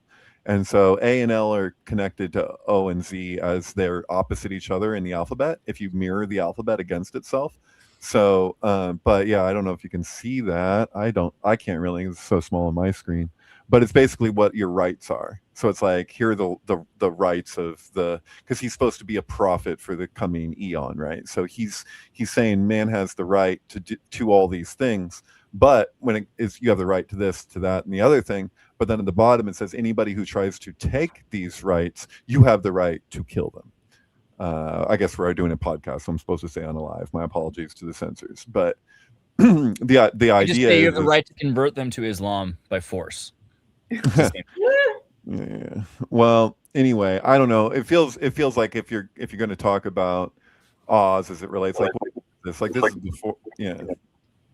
Non-consensual. That was, from now on, can we just call it non-consensual conversion? That's probably the term for unaliving people. So you could say like the attack of the non-consensual tomatoes. Yeah, I like it better already, to be honest. But yeah, so Oz and strength. So the idea of strength, and we're entering a period of strength, is kind of interesting, right? Yeah, I mean, my personal feelings, just as an aside, as far as Ozempic goes, is like I do hear the argument that when you're dealing with people who are having, they've tried everything and they're having huge challenges. I'm not into, like, I'm for informed consent. You know what I mean? So it's like, if people are really informed about what it is that they're doing, they can compensate in the ways that are needed in terms of their own lifestyle and regimen. So if you know that something is going to affect muscle mass and not just your body fat, you have to up your game in terms of working out and everything. To whatever degree you're taking this, it needs to have the appropriate compensation and other things. As far as the blindness goes, I don't know how common that statistically really is. I saw that Joe Rogan clip where somebody's describing that. I'd have to dig into it deeper to know for sure. A thing called strength. They're taking this thing called strength, and that it's like changing them so much, and we're seeing them like look gaunt and everything. Like, it's not allowing them to, like, they're consuming themselves. They are consuming themselves. Well, right? A lot of people are looking to it to just, this is the same problem with like COVID vaccines, right? Is that people are looking for the magic pill. And speaking to what, Anna Nicole is saying about her feelings around drug use in general, and she's saying, is there a hole? You're trying to fill something. I think that, it's important that people ask themselves when they're inviting anything into their bodies, even if it's something that's already there to some degree. Like, you could make that argument with adrenochrome. You can make the same argument many have with dimethyltryptamine, that this is something that your body can actually produce, and you have this external equivalent, you're taking it in and all this. But I think that people just need to be informed about the realities of things. It's difficult when there's no long-term studies on something. When you dream and you hit DMT, it makes sense. Like, when you laugh and you experience some euphoria, it makes sense. Like, I feel like there's a reason why these hormones are all tied to reward functions. And if we start to mess with them with agonists and suppressants and all these things, then you become weaker to the ability to react to stimuli. I think it's just like a large part of this is just like, I feel like it's important for people to actually, like, to be real about what something's actually going to provide for them. That's why it's like, I agree. Like, you asked an appropriate question, Anna Nicole, about the, like, what is your motivation for this? Like, and what are your expectations of what this is going to provide from mature people that I personally know who have taken Ozempic or other related, what's the abbreviation? That that they can receive some benefit from it, but if to expect that this is going to provide so much more, that there's nothing else you got to do, here's a magic pill, like, I feel like people were like that with like, oh, I don't even need to go out in the sunshine. I can live an isolated life, wear a mask, get this shot, and somehow this is going to make me healthy. Like, it's just childish. It's an unrealistic relationship to what things are. Like, that's why I always, like, I like to point out why I don't think Bill Gates is a real philanthropist, because if he wanted to treat leprosy in India, he could help cure it with a regimen and facilities to do that. But that's not going to bring him the profit, so he's not going to do that. And so profit is the bigger issue here. And when you have, drug manufacturers that aren't being held liable for, things that are problematic about their drugs, what are we doing? I'm just saying, like, I feel like Kelly Osbourne, it's not fair that she's British, because like skinny people don't have to be ugly, but like this is not working for her, and she should just go back to having like a little softness to her face. Am I wrong here? But how much is she taking? She's taking a lot. How is she compensating it? I only brought it up because of how I thought it related to this whole, this idea of like we're consuming strength, and because Anna Nicole Wordsmith's whole thing this week that I've been noticing, I mean, maybe longer than a week actually, is just talking about Oz. And, there's so much to Wizard of Oz, Jack Ruby slippers, Lee Harvey Oswald, the, fake shooter, the fake crisis actor like Tim Osman, right? Otherwise known as Osama bin Laden, right? There's just so many Oz's in this in this Matrix that seems interesting to me, and it doesn't seem like an accident, especially around that time, the Oz show, right, where you're trapped in a prison, and a big part of it's like trying to free your mind while you're in prison. Some of them becoming Muslims and everything else. A perceptual prison. A panopticon in a lot of ways. Yeah, they're being watched the whole time, literally, because it's a show where they're watching them always. There's actually 4 Jacks involved in the Kennedy assassination on the scene, because the fourth includes the dog. So he's Jack Kennedy, and then there's Jack Ruby, and then there's Jackie Onassis, and there's actually a dog named Jack. I did a whole thread on Jack, because Jack is like a dead word in this Matrix. It's like a dead name. Jack is literally like every man. So that's I'm of the view that Jack in The Shining, Jack Nicholson playing Jack, is basically indicating that he's every man. You know what I mean? Because if you're a jack of all trades, like, and Jack and John are the same name in terms of like, what is it, surname? I guess John the surname of Jack? I forget how that works. I forgot if Jack was James, but maybe you're right. I think it is John. Yeah, but Jack is also like, it's like related to dead. Like it's a Jack Skellington, Jack Kevorkian. There's Jack in The Shining is kind of like a ghost too. And Jack Sparrow. There's like I forget now. I mean, Jack and Jackie, like the dead Kennedys. It's true. Jack in The Shining is basically already dead. And like Jacob's Ladder, I feel like, took Full Metal Jacket and The Shining and basically made them into one movie. Like, it feels so Kubrick inspired. And keep in mind, Adrian Lyne did the remake of Lolita, so he obviously has quite the Kubrick connection. So I didn't mean to.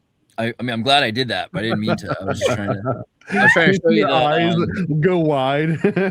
What's happening? I should make you. You could be the weather girl for whether or not this is a sync. But the Nephilim were described to have red hair, wide red lips, chameleon-like reptilian skin, known to eat humans, and lizard eyes. And this is a fun one that you'll notice. Where are they known that? Second, why is it that clowns constantly have reptilian painted eyes? Where does it say that? Where is that? The reptile eyes. I'm just saying, like, when you look at pictures of clowns, they do the slits. I know, but the claim about the Nephilim, like the giants had what? Like, where is this from? Oh, I don't know. That was what you wrote. Is this from the Book of Enoch? No, this is something you posted. It was a retweet, but yeah. This is big from Paul Staubs, right? Paul Staubs known from where to eat humans? I know. Well, I might know that, and I forgot. I mean, giants are generally known to be human eaters, right? Like we just watched the Odyssey, and there was a human eating giant scene. Right, but specifically the Nephilim that are described in the cannibalism part does have a clear ancient text basis. I know all the Japanese demons, red-haired demons, are hugely right. But are we just? I just want to be clear on what this is. What a stickler I am. I'm just like that. Sorry, I'm just like, well, when we say Nephilim, what are we talking about? Can't find red hair in the Qumran or Enochian texts. Red, white as snow. Enoch describes white as snow and red as a rose. But in relationship to the Nephilim?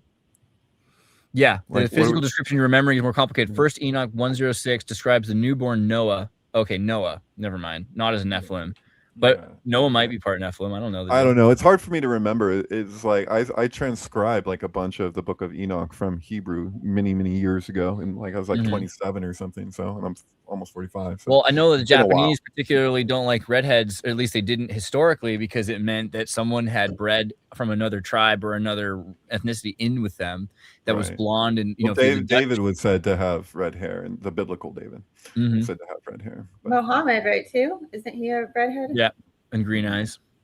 But there's just I pulled it up also because it's like, you know, fast food and clowns and also just lizards. Like there might be something to this idea because like PepsiCo and Taco Bell with the aborted fetal tissue panic that happened a few years ago, like they're training people to like the flavor or something. yeah. Wait, what was the fetal tissue panic that related to Taco Bell? Oh God, was it Taco Bell, Pepsi, fetal tissue? It was like they were saying someone had claimed flavor enhancer that was like someone had claimed that there was a flavor enhancer that was fetal tissue, but it turned out they'd stopped doing that and they'd already started using a synthetic cell line derived from the kidney of aborted fetuses to test and identify artificial flavors. They found the flavor by sampling the kidney of an aborted fetus, but once they found the flavor, then they synthesized. See, but that's to me that's a lot like coconut yogurt. You know what I mean? Where you take the probiotics, the yogurt culture, and you feed it something else than milk. It's no longer the aborted fetus was like a sourdough starter. It's changed, like friendship bread.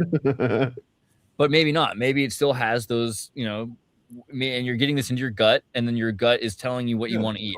In this house, we believe in science, right? You want to believe, or you want to consume death, right? Like, isn't that part of it? Is that we are like it's turning us cannibalistic, or? Dude, what happened? What happened here? Now I'm definitely forcing a full screen. What happened here? What happened? Wait, no, it's hard to get way better than Paris Hilton does. Calm down. It could be worse. You could be missing a tongue and all cut up like Paris Hilton did to himself. What happened? What did you see this? Okay, so yeah, Perez was like he was talking shit on Ariana Grande, and then he had his own mental health crisis, and what was he saying about Paris Hilton? I mean, what was he saying about Ariana Grande? He was just talking about her body. He was talking about her like weight loss and how I guess because she was announcing that she was what was it, like stepping back from the stage. And so he like did a public concerned like statement about her, and then when he like not too long after that had his complete meltdown where he was what did he was like cutting himself and bleeding all over the place and just like lost it. Oh my God. I don't remember. So let's go back through the years for a second, because I remember this is 20 years deep at this point. And this is what Kelly Osbourne used to look like, you said? This is what Kelly Osbourne, exactly. She used to look like you with emo hair, basically. No, I'm just kidding. That's a deep blow. You don't actually. You're far more handsome. Did he take his like Black Eye Club? Is that his? He did the Black Eye Club. It looks like it would look like that, wouldn't it? It would seem like that's what happened in like 2010 or something. Once he became like the biggest, because at the time TMZ and AOL they weren't doing super big yet, and so he kind of took over that whole gossip column thing, and you know, like his life very quickly changed. But now he's this Ariana Grande Ozempic guy himself. Look at his face. It's completely he got sepsis from using the Ozempic, didn't he? Isn't that what happened? Like he got some sort of gut infection or something from using the Ozempic, and then that's how he became septic and went into the hospital, and then he had his encounter with God, and then he became like super religious, talking about his faith, and then he totally lost it. Yeah, you're actually onto something here, which I feel like might be part of our lifetimes. But imagine a form of Ozempic, but instead of you lose weight, or maybe in addition to that side effect, like you get more faith, or like you believe in Jesus just like a little bit more. So now it's like you can lose weight. Opium, basically. You're talking about opium? Well, no, that doesn't help think your gut. You end up not pooping. With the opium, you get this big gut thing, and that's no good. I think it's like the near-death experience that helps bring people close to God, because there's a lot of people who completely change after they have a near-death.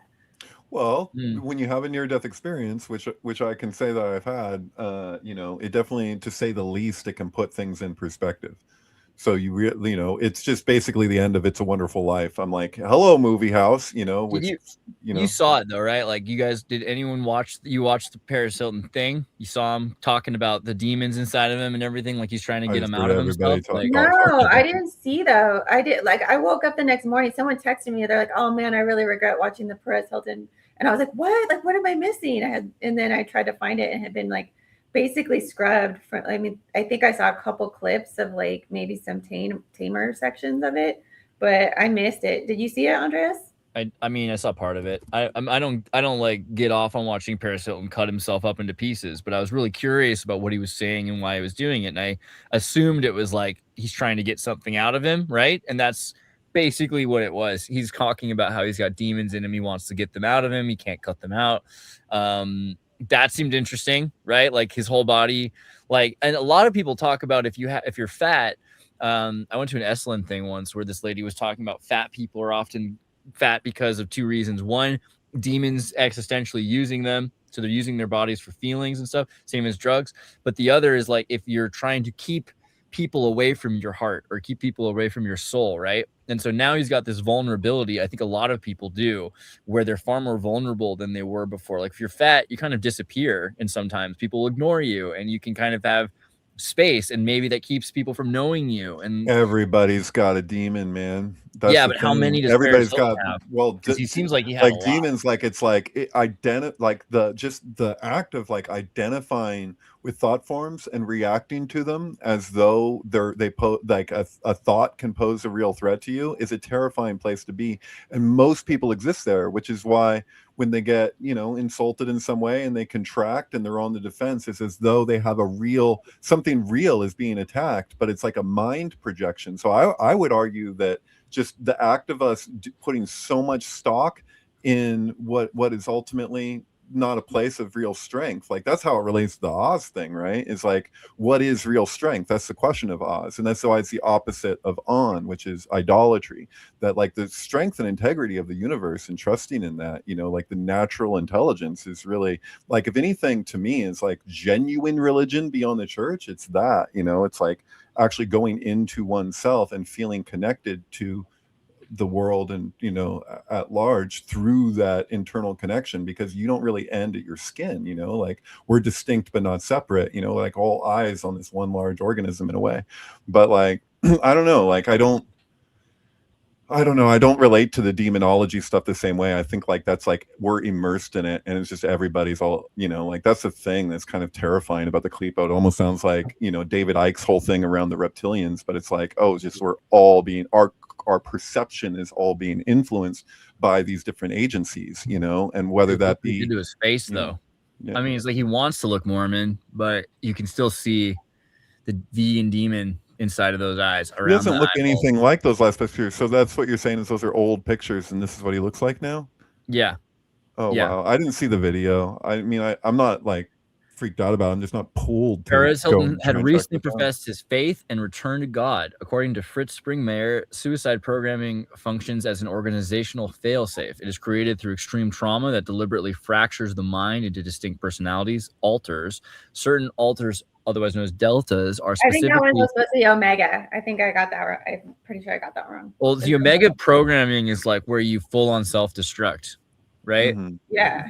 So like you've seen that a few times, I would imagine, right? Like Lindsay Lohan did that. This feels applicable enough for me to interrupt with it. Did you see that, like the website of the painter of, remember those kids in the swimming pool that was like a big part of Pizzagate, that all these people had invested in this painter, and they were really like creepy pictures, and they're just like kids being murdered and drowned. If you went to that painter's website, they said that they Tavistock, that they had they were involved with Tavistock, and that they had these various altars that were these different personalities, and that's what they were using the art to express, was these different altars of trauma programming.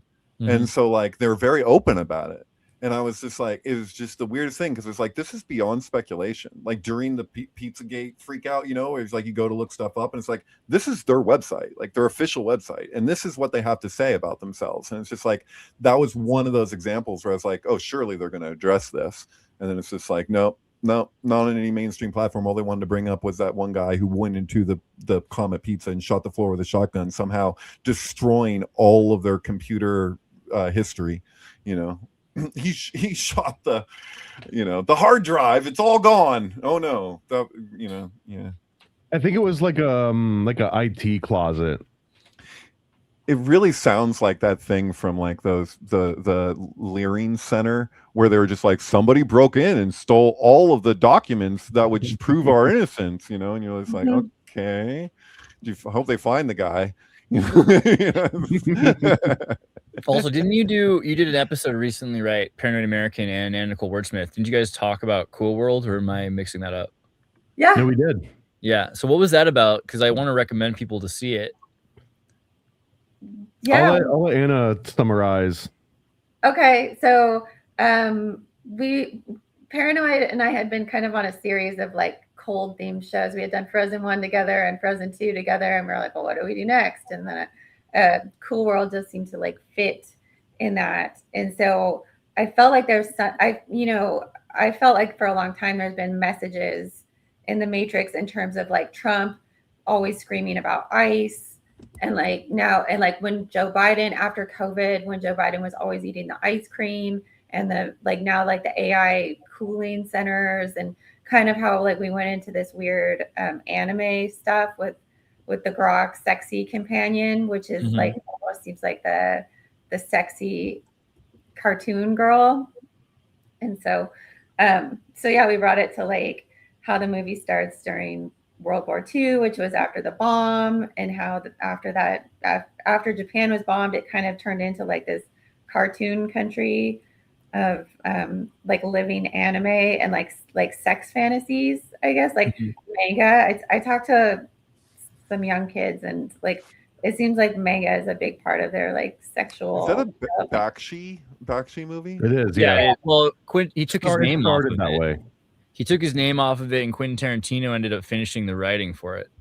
But originally Bakshi's plan, like I think you guys talked about, is like a very Enochian thing about like these interdimensional and extra dimensional beings that are not supposed to copulate, and if they do, it creates some sort of nightmarish reality. And it also centers around this guy, Frank Harris, right? And so Frank Harris is returning home from World War II. Andreas. Sorry? There's a whole thread there if you wanted to like click on it. Oh yeah, cool. Let me pop into that. Let me pull down.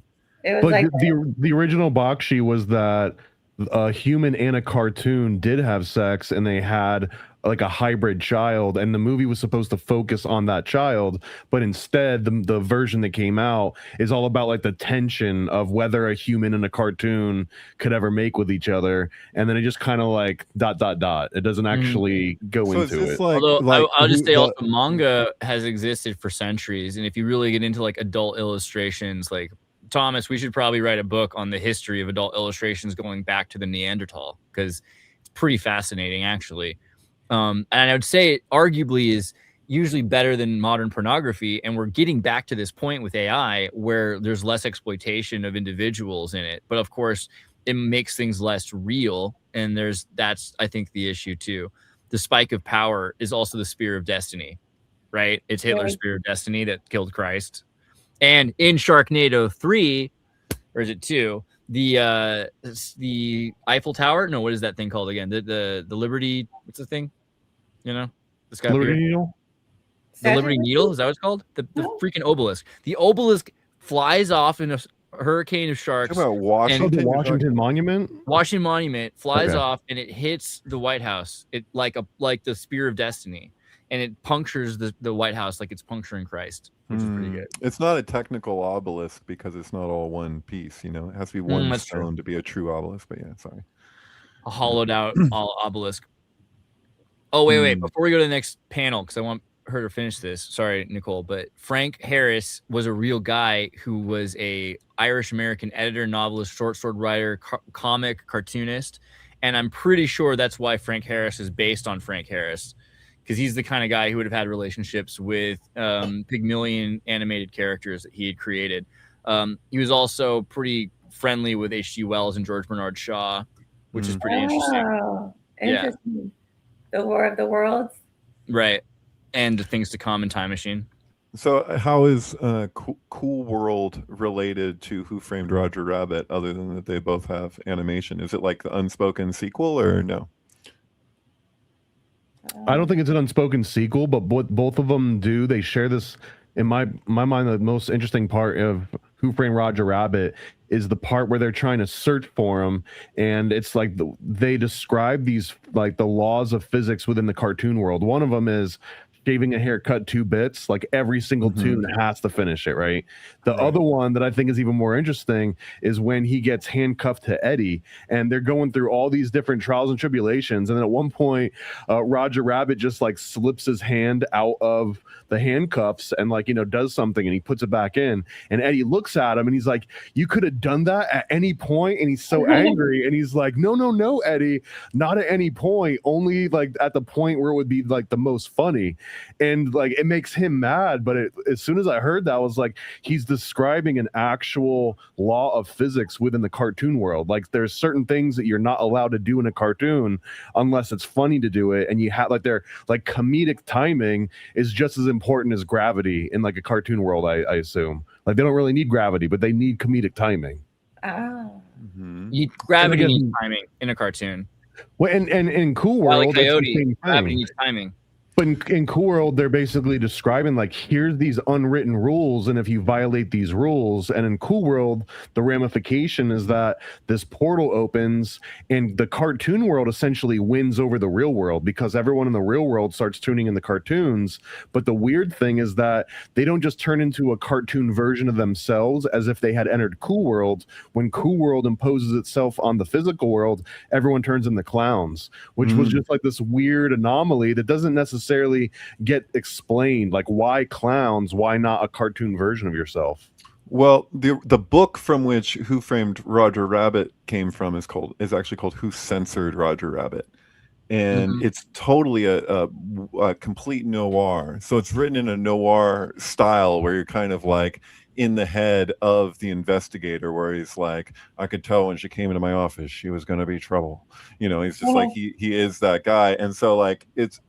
Roger Rabbit's a good, fun movie, and it's got all kinds of sinky stuff going on. But part of me just like wants that actual like true noir thing, which is what makes it such a good book. Is just like this like serious treatment of something that is so unserious. So it's got that juxtaposition, and so with Bob Hoskins' character, you can see that it's got an element of that because he gets so frustrated, but it doesn't really carry that true. Like it should have been like my feeling is like I would like to see, like, if you're going to do a remake of a movie, do that and just make it like not like the other one, make it like a super serious noir, but we're dealing with freaking cartoons, you know.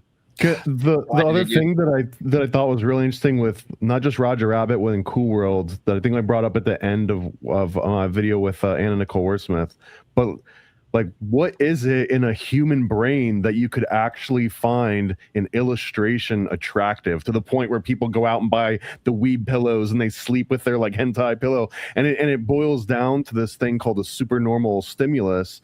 And the supernormal stimulus, it's the same exact aspect that would cause a bird to abandon its eggs. So there was like the scientific experiment where a bird lays like a blue egg, like a blue spotted egg or something. And the scientists realized that they could just get a brighter shade of blue and just paint like a piece of styrofoam that was like comically not even the right size or the shape or anything, but as long as it looked like a brighter version of itself, they could cause like these birds to abandon their own eggs and go and sit on this piece of styrofoam because like it was just like kind of like game genieing their brain, right? It was like doing this little short circuit workaround, and that's the exact same principle in this supernormal stimulus theory that would make you want to fall in love with like Jessica Rabbit, knowing that it's just a cartoon, that it's just, you know, ink on a paper, but it's triggering something like deep inside the brain that you can't really like ration yourself out of.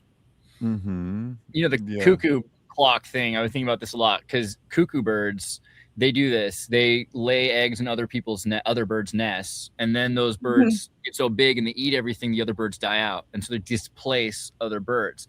And it's interesting that they use time. Like, time is so important to the cuckoo clock right? Like this idea of an unnatural Babylonian time that's taking over our world and replacing our natural world, right? And then we're so excited by it. We're allowing the cuckoo clock, we're allowing the cuckoo nest into our homes, and then putting them on our wrists to wear them and becoming Right, but the mother in the case of One Flew Over the Cuckoo's Nest is actually Nurse Ratched, who's drugging everybody. So like the nest is being drugged rather than like and he is the cuckoo, right? Like Jack yeah, he has comes to in, escape a bad nest. She was 13 going on 30, I swear. I don't so that's why he's there, is for being with an underage girl. Well, okay, Nicole, so you were saying City of Sin is the next slide. I got it for you. It takes place in Las Vegas. Well, that's where he is. And for me, like, I'm very much just whatever. The Morton salt to me is a huge clue in this matrix, because Mort is about mortality and death. Like the Dead Sea is the salt sea in the Bible. So there's just kind of like a always associated with luck, that you pour salt over your shoulder and all this stuff, Yeah. Well, it's an alchemical symbol in the trinity of alchemical symbols. So you have sulfur, mercury, and salt. But, and salt relates to man, right? Isn't man related to salt of the earth? Well, I mean, when Lot's wife turns to see Sodom and Gomorrah, well, and that's like in the desert. It was used for preservation of meat too. So like that's its meaning in the Sermon on the Mount, when he's like, if your meat not be salted, whatever, which relates. What's the meaning of Lot's wife turning to a pillar of salt? I think she's reduced to salt. That's what's left of her after she's vaporized. Yeah. All that was left was her salt. But that's like the only time anyone gets vaporized and described as a pillar of salt in the entire Bible, right? That one time. Is that true? I don't know. I don't remember, but I feel like anybody turning to salt in the Bible. I think it's just Lot's wife. Yeah. Yeah. Which archaeologists found that her is a pillar of salt. They found her. I think there's a National Geographic. Whom besides Lot's wife is reduced to a pillar of salt or similar in the Bible? Let's see what it's. That when they filmed The Shining, that was the only movie where the snow was salt. They never wanted to do that again, because everybody just got dried out, and it was super irritating. But the whole Shining ending with them running through the snow, that's all just salt. It's so really insane. Death Valley, Interstate 15, the Devil Card, Sin City. It's pretty good. Mm-hmm. Yeah, it's like the wages of sin are death, and like Las Vegas is right between like Death Valley it's Death Valley, right, and like Paradise City. And the Indian Paradise is Las Vegas. The Indian motorcycle and the trauma that opens the portals, right? Yeah, because that's how he travels through the dimensions, is through trauma.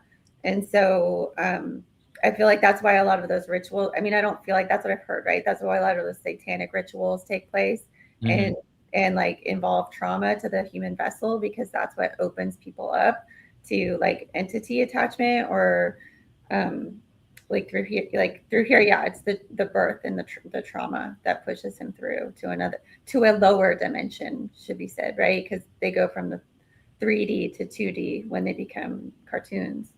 Oh, that was another really good point. Yeah, that somehow when you go into like this lower dimension, you literally have 2 dimensions instead of 3 dimensions. So like when people talking about jumping through these different dimensions, maybe those are the different options. Like you can go from 1D to 2D to 3D to 4D. It's not like the new 52 MCU style where like I'm going to go to the Black Spider-Man universe. Like if you do, then you also have to deal with only 2 dimensions. Mm-hmm. Yeah. Al Ghul, and the drinking demons, the jinn, all of these spirits associated with alcohol. Yeah, and the lower dimension is like a more chaos realm, and that's all they're doing the whole time is like getting messed up and like drinking and I guess trying to have sex. I don't know that they can have really like fulfilling sex in the 2D. But they can have it, but it's not fulfilling, because that's what is it Brad Pitt Is that Frank Harris's Brad Pitt? I always get him mixed up between the artist and Brad Pitt's character. But Brad Pitt's girlfriend keeps saying like, "Oh, is it different in the human world? You know, does it actually feel real? Does it Is actually that Kim feel like Basinger? something?" Yeah, Kim Basinger.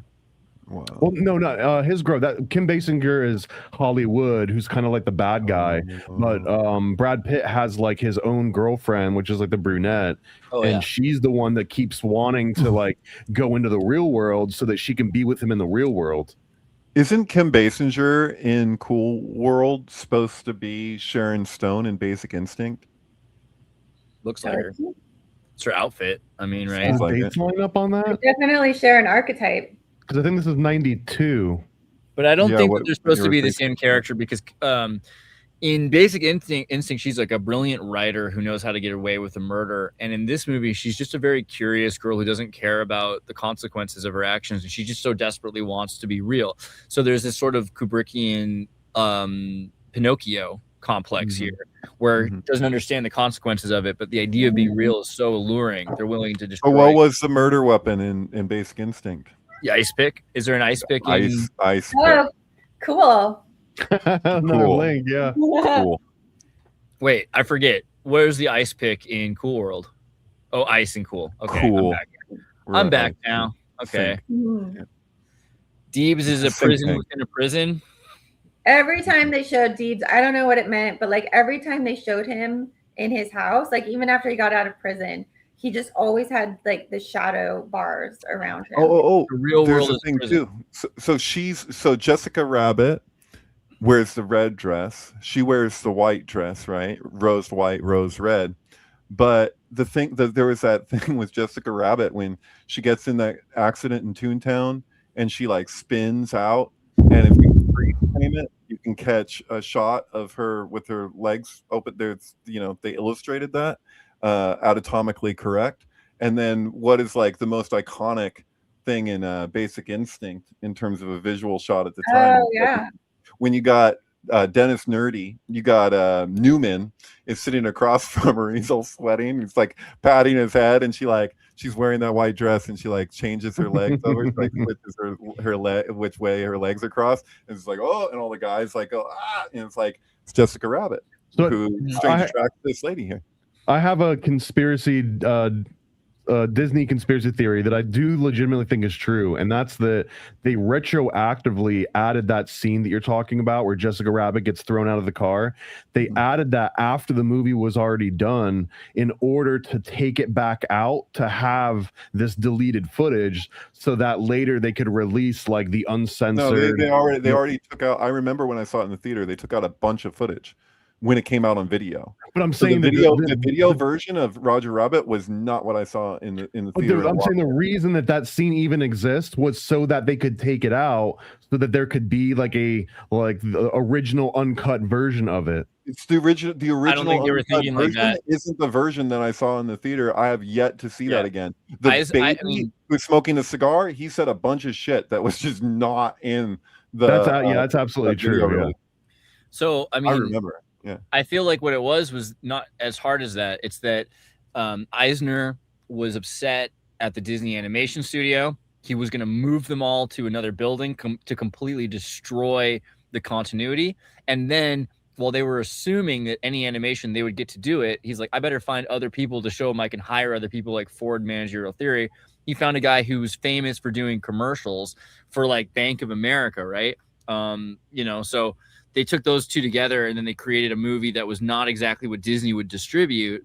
And so then Disney had to cut things out of it, but it was originally not even supposed to be distributed by Disney. He was probably, Eisner told him, just make the movie you want to make because it's going to be a Touchstone film. We're not sure if we're keeping the Disney name. They were in the process of saying Disney might just be a subsidiary of this bigger Western media company that they were building, right? So I don't know. I think that things changed when they realized like the biggest thing they had going for them was as a child, you get addicted to a thing and then you own that child with media for the rest of their life. And so they decided to keep Disney that way. But it could have just been like Splash and Touchstone was the future at that time. Right. But you remember like the end of Pretty Woman was totally done like a Disney movie. because Touchstone was owned by Disney. I don't know. I say because, like, correlation, causation, but it sure looked like that to me. Like, that was like the whole thing was she's being saved like a damsel in distress by the prince. You know, when he goes up the ladder with the flowers. You know, it's just like he's like, I'm, you know, gonna save you from this tower. You know. Yeah, but there wasn't necessarily like a future for it being only Disney at the time. Sorry, I keep doing that. It's just they move the buttons around. I swear it's not on purpose. Jack Deebs as Jack Parsons. What do you think? Why? So he was like summoning.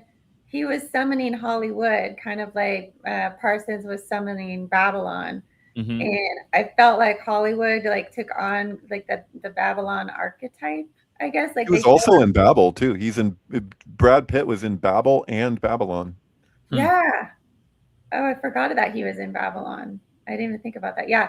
So they like they show Hollywood kind of like riding a beast at the end when all hell breaks loose after she meets at the Union Hotel and does the spike of power thing. And so I don't know. That's just kind of she was being, what is that called? Like he was channeling her. So many, I don't know. I can't remember. Upon becoming human, Hollywood adopts a schoolgirl appearance reminiscent to anime and cosplay culture, transformation symbolizing the fantasy and desire to take physical form. The Enochian Genesis 6, right? Yeah, they cross the boundary, like in the Bible or whatever, or the Book of Enoch. Yeah, it's Apocrypha. Book of Enoch should be in the Bible, in my opinion. A lot of books should, both Old and New Testament, should have other books included. I don't know what the rationale is for not having the Book of Enoch included in the canon. Otherwise, is their books just going to be too heavy? I don't know.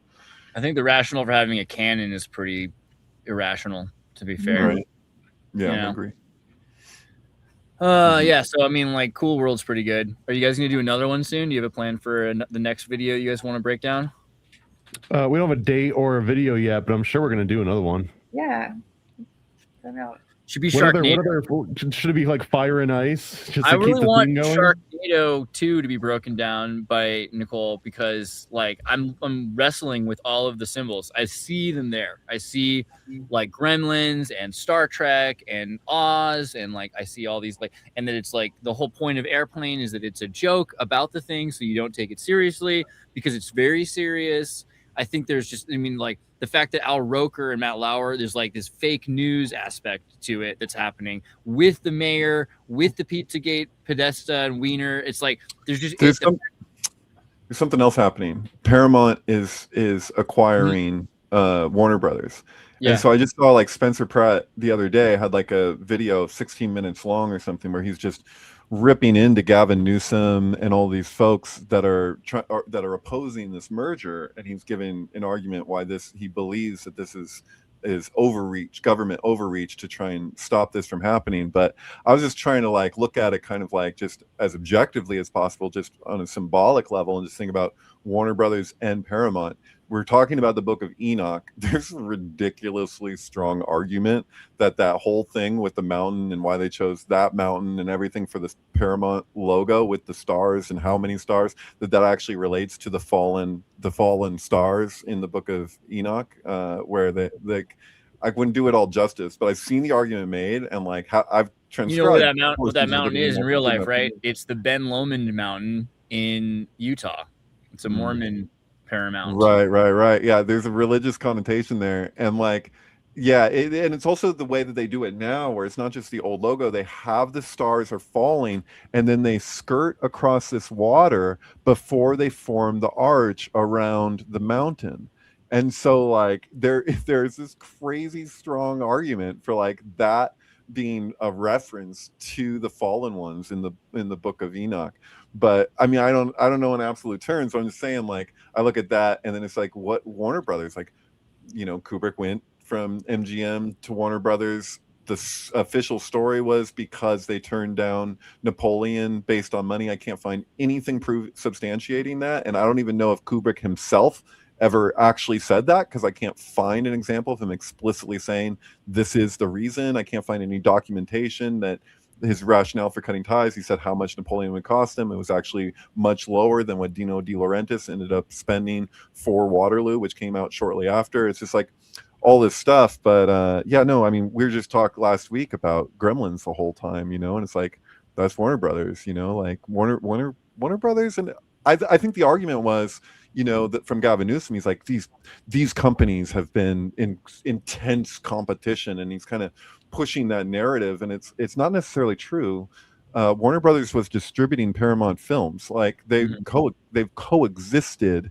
It's not as intense of a competition as he's saying. Like they're both getting there. I think though there is a concern that, like, you know, the media monopoly system is becoming so weak because of AI and all these other options that people have, that you could make your own media, social media, that they're becoming a singularity. And that might not be a monopoly per se, but it's definitely a singularity where they're all working together, becoming this one tight-knit little industry that's not really competitive, that has the same issues as in, you know, what's it called, where two companies are in an industry and they work to keep prices.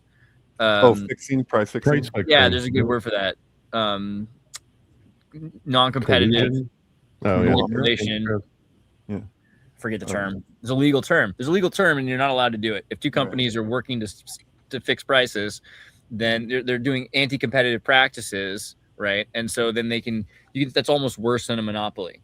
And we're seeing this right now. There was already a major case with solid state memory after the Fukushima with major companies like SanDisk, and with Samsung, the United States SEC knocked them down for fixing prices, and then they're doing it again now with RAM, with random access memory. And India, this happened with eggs recently too. The egg market was like exposed of doing price fixing. Oh yeah, everything's price fixing at this point, and that's the concern with not having competition, because competition is the only thing that might keep something like that from happening, where another company says, well, we've tried everything else, we might as well try having a better product for, you know, a more affordable price. That's the only solution. If we don't have that, as you know, every other option is kept until that happens, unfortunately. Right. But I mean, for me, like my feeling is like most of the time that I go to watch a movie that say it's like it's got 20-30 different production companies, most of which you've never heard of before a movie. Like frequently that movie tends to be really good, because there's like if it's like 2 production companies you never heard of, it's like this is not any absolute rule by any measure, but there's some general phenomenon that I've seen where it's like, dude, like when you got so much money going into a movie, but it's coming from all these different independent sources, they're working around. They have a lot backing them, but they're not dependent upon the influence of the big production companies, so they can make what is more like a real independent film. Remember, independent film used to mean something very different than it ended up meaning just like a few short years after. I equate it with like organic, really, like to have an organic food, you had all these intense requirements, and then it was just like everyone's like, oh, this is a racket, man, we can make so much money just by calling it organic, so they lowered all of these standards. I feel like the same thing happened with independent film. Well, we talked about this at one point a couple of weeks ago. I was like, what's your favorite independent film? And I said Star Wars Episode 1 or 2, right? Because it's a non-SAG production, independently financed. And yeah, it's $300 million. So you're saying 20th Century Fox was just a distributor? They were the distributor. They did not have final call on anything. Right. And like he shot this thing in other countries to avoid using the Screen Actors Guild, because when he made Empire or Return of the Jedi, they fined him for not having credits at the beginning of the movie. He didn't want to do it because of his artistic vision. Right. And they fined him, so he quit SAG. So really anything Lucas has done since he quit SAG is technically an independent film. It's independent of the Screen Actors Guild. Well, I mean, sure, it's hundreds of millions of dollars. Well, we're getting ready for the SAG joke. What is it? Like a no budget movie is different. What's the SAG joke? Come on, where are we going?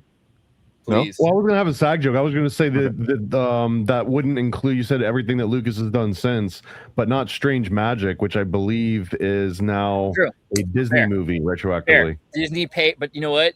Arguably, even that because he made the movie the way he wanted to. Disney just had to pay for everything. Yeah, no, you're Well, right. yeah, And it you're was Bill totally Hand's right. Murders or something like that. I know he I'd didn't still direct give you that anything one. other That's than A New fine. Hope, but except for the movies before A New Hope. But A New Hope was Well, his yeah. last. Oh, except for some episodes of Young Indiana Jones. Is that correct? I would say Young Indiana Jones are also technically independent films because they're all Right, shot. but I was just making the point to George Lucas directing movies. He Totally stopped directed those. That was what saved his life. If he after his divorce, and he was like worried about his life, and he's getting old, having a midlife crisis, and he's thinking like, man, if only I could have lived my life differently. I think he had a conversation with Bob Zemeckis. I forget how it goes, but something between him and Spielberg and several people was like, oh yeah, you could just make a movie about what you would have done differently. And he's like, oh, I can make a series about myself doing all the things I would have done if I could have been. And it's this liberating, Liber Oz kind of experience is the Young Indiana Jones film. It's everything you ever want to do, anywhere you ever wanted to go, all the conversations he didn't get to have with his father that said that I understood where you were coming from, all of that. Only because of that would he say, yeah, you know what? I think I could remake Star Wars. Let's do it. They totally could have done a Crowley Young Indiana Jones, but they did a Krishnamurti. They did, which is pretty cool. But they could have done a Crowley one in one. Cairo with Rose. What's her name? There's still a chance. We could AI that. It's worth happening probably. Yeah, I don't know. Well, is there any more things that you think that we should like share that you've been? Because like I always feel like we don't get enough of the real sync posts, and like Nicole Wertz was like, dude, I'm right here. I'm syncing all week. I got all the syncs you'd ever want, all synchronized. Yeah, I feel like we kind of like went through the week of I liked that one. Did you see how that like the new flu vaccine is called Fluciva, which is like a name for Shiva, and Shiva the Destroyer is like known for the dance of Shiva. And during COVID, how we had all of these like doctors in their blue medical garb, or not, maybe more nurses, maybe not doctors, but like doing all the dances that we saw them like. Didn't they just shut down HARP? And it'll come back in like a few years. You mean CERN or HARP? Yeah. Oh, I said HARP. I meant CERN. No, I don't think CERN shut down, but HARP is no. HARP. No, CERN. CERN shut down. Well, one of the CERN, because there's multiple CERNs, right? Okay. Yeah, the old LHC is going to be a long shutdown. I think they're going to reopen it in 2030 or something. Yeah, something like that. Yeah, scheduled to begin operations in 2030. Okay. Yeah, everyone's freaking out about like Agenda 2030, right? Yeah, for sure. Yeah, well, they always do that. Then it was Agenda 25, Agenda, Yeah. Well, you have to have Agenda 2076, I think. Agenda 365. I don't know.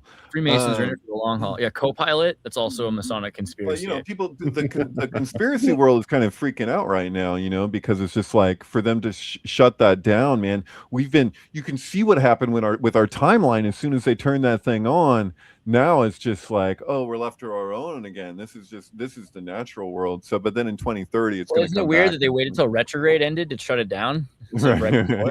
Yeah, that's why they did it. Actually, they were like, oh man, this is just going too far. We got Demogorgon coming in through the thing. It's just more and more of them. They're just like, okay, we'll address this later. Well, so people talk about this idea of the Horizon Punkt or the Phoenix event, right? And not in Phoenix, Arizona, but Singularity, the Phoenix event of the Singularity. And it could be that we're very close to that could be somewhere in 2030 or 2040, 2035, something like that. But if we're hitting a point where we've talked about this a few times, that something can manipulate the same material that's always existed and rearrange it however it wants to, not just based on how stars are radiating and moving matter around, that we could move it around however we wanted to. You could move it back to the way a star had arranged it in the past, or the way it would be arranged by a star in the future. And that cycle is that clock of radiation that's causing change, right? So if we're able to control change, or if something can control change outside of time, that's the end of history. And that's totally what the Mayan calendar really is saying. It's not saying it's the end of the world. It's not saying it's the end of anything other than linear time, that something outside of linear time starts to emerge at that point and can manipulate time. But something like that would probably be, and I'm not just saying this because of the Disney show Loki, but a time variance authority would emerge. Something would try to keep the timelines they'd prune potential multiverse timelines. You could have said Time Cop too. Time Cop would be better, but I didn't want to. I mean, how many people remember Time Cop and Trancers besides you? What about Scanner Cop? Scanner Cop's good. I like sequel to Scanners. Trancers is like real life. Have you seen Trancers? Right, it's like 10 movies with Helen Hunt, but it's about a guy who travels through time from like basically the Demolition Man period where you can't have sex anymore and everything sucks, by traveling back into his grandchildren. Very Quantum Leap. I almost think this came out before Quantum Leap. I forget for sure. But for real, Trancers is happening. And then there are these like Matrix agents that take over bodies in Trancers. Everything happened in Trancers first. It's too real. Andreas, if I'm going to watch a movie this week, I was almost going to watch Gremlins 2, but I got sidetracked. I watched that movie Obsession yesterday. That was really good. I want to do a deep dive on it. But do you want me to do Gremlins or do you want me to do Sharknado? So I would say either do Gremlins 2 or Sharknado 2. Probably Gremlins 2 because that would be worth it. But Sharknado 2, for me, like I would want you to see Gremlins 2 for you. I would want you to see Sharknado 2 for me because I want to hear what you have to say about it because I'm still trying to pick it together. But I mean, I think it's really big and important. Like it's just so crazy. And you might like it even more, but I think they're really important. Like Gremlins 2 is so insane. But basically the point of this is that any movie that was kind of weird and cheap is a guaranteed sell for the sequel. So the sequels are always bigger, weirder, and better than a bad first movie. Gremlins is like an okay movie. Gremlins 2 is a masterpiece. Sharknado 1 is like an okay movie. Sharknado 2 is freaking Kubrickian. You know? Gremlins is different than Gremlins 2. They're different types of movies for the most part. And like, yeah, Gremlins 2 kicks. I don't know. I like the Gremlins and Gremlins 1 more than the Gremlins and Gremlins 2. Just like on a special effects. Like I'll do the same thing with Short Circuit. Short Circuit 2, I love it more than Short Circuit 1. But if I really am forced to think about it, maybe Short Circuit 1 is playing it safe, but it might be better in certain ways because of that. Is it a better movie? Yeah, but I don't know, man. I like Backrooms. I thought Backrooms was pretty damn good. Backrooms reminded me of when I first moved into Tim's house, and it was just empty like that, and there was just a bunch of random stuff he'd bought from every house he'd ever lived in before, filling random rooms that was all like jumbled. It was in these huge long halls. Gesundheit. Thanks.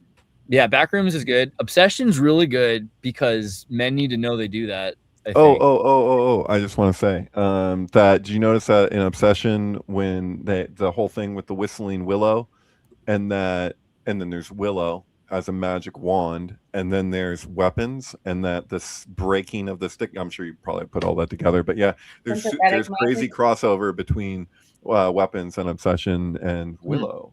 Yeah.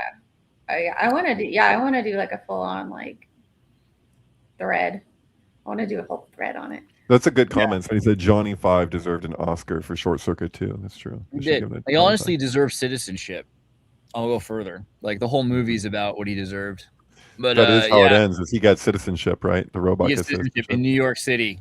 I mean, which is I would say maybe you need to watch Gremlins 2, Short Circuit 2, and then Sharknado 2. 2 for 2 for 2. It's like the perfect breakfast. All right. MK Ultrasound 723. Make sure you're checking out the Sync films. David's got a whole bunch of films that we just watched like 4 or 5 last week. Definitely Hollywood with Marilyn Manson in the first half of Holy Mountain. Really good. Mitchell and the Machines, I always push that you need to see this if you haven't because it's crazy. It talks about the singularity and AI and it's for kids. It's a great one. And then Black Swan. Would you recommend one, David? I would recommend that people either at my highlights or on the website, just kind of like website makes it a little easier maybe, but just for a visual, but like just if you're familiar with a movie and you're familiar with an album, usually like it, because you know, a lot of this stuff is like, I mean, everything will sync with everything to some degree. I'm just interested in, I'm fascinated with when it crosses a certain line. So if something is familiar to you and you know the lyrics of something and you know the dialogue of a movie, sometimes those are more enjoyable, you know. And then interspersed throughout, there's ones here that are like they got the volume up between the vocals, and sometimes, you know, it just flows that way, and sometimes they're silent. It depends on artistically what what feels best. But I would just say if you scroll through and you see something that really jumps out at you, like, oh, I really like, I know that movie well, or I know that album well, you know. This is a fun one. Nehedar with Saint Maud, I would say, is kind of interesting. Light Your Own Damn Candle. She does really good music, and there's like at least 3 or 4 really solid syncs. We just did one that's not up yet, where it's the 1970s Super Sentai Power Rangers movie with Nehedar, and it's like constantly about the ocean and stuff. The album was called High Tide, and so there's a water theme. But the sync itself with that one is Jeff Who Lives at Home, which is a movie that's completely centered around water. And then once you pick up on it, you'll notice like everything, because it starts with that it's a play on signs, where the character of Jeff is reacting to, like, he's just seen signs for the umpteenth time, and he's just like, every time I watch it, I see more. And he identifies with the little girl who was put the water all over the space. You know, she'd have like glasses of water like all over, and then it ended up being like there was a sink, and that was actually what killed the aliens, which is kind of cheesy. But Jeff Who Lives at Home like takes that and goes somewhere else with it that's more speaking to synchronicity and stuff. This is cool. Really good. This is the sync I am recommending this week. Watch Jeff Who Lives at Home with Nehedar High Tide. This is I saw this one last week, and it's super good. I hadn't actually even watched Jeff Who Lives at Home yet. You don't need to watch it without the sync, because it syncs better, and it has enough of the story, and there's bits of audio that are still in there. You get what's going on, and it's actually more interesting this way, because the movie feels like it's designed for non-sync heads to know a sync head. They're like, oh, anyone in your family is sync head? No, this sync is re-edited for sync heads to watch movies about families who aren't sync heads. This is our version. I would highly recommend watching it. That was super awesome. good. Yeah, and actually, like, some people rate movies by like Emmys or raspberries. I do onions. Like, there's at least 3 good onions, like where you cut an onion and you cry. There's at least 3 decent ones in this movie. Yeah, and Jeff Who Lives at Home is like, there's not as many movies that are like so explicitly about sync. There's I Heart Huckabees, you know, but yeah. This guy's obsessed with synchronicity. He gets a call for the wrong number, and they're asking if this guy's home, and he's like, no, that guy is not here. Do I need to go find him? And like his whole sync trip. It's so good. Yeah. Right. There's things that if you don't know signs, though, it's not quite the same, because like people won't get the context for things. So like, for example, the guy who called him is named Kevin, and he's playing with like anagrams on a piece of paper, like and he's like knife, and then he like takes his kitchen knife and looks at it, and there's like a reflection. But the thing is, like, if you know signs, it was a kitchen knife that looked exactly the same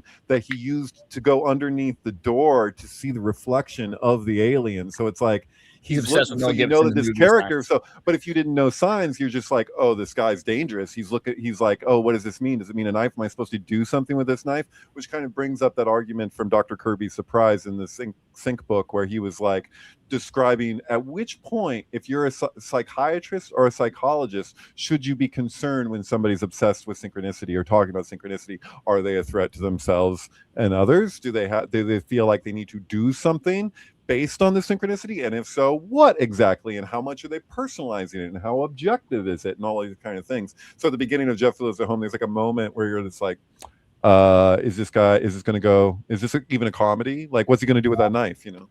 Right. Yeah. And Paranoid American, the most important and greatest publisher of Paranoid American conspiracy comic books in the world, but particularly #1 in America. I got some big ones. I actually just got back from the Bohemian Grove. I got back from the Bohemian Grove event from Nephilim Death Squad. So I'm going to have a brand new sampler pack put together. And then I've also got a brand new Paranoid playset, which is the beginning of my Bigfoot cryptid series. So it's like a podcaster Bigfoot. I'll show it off next week. I'll have them on the website and everything.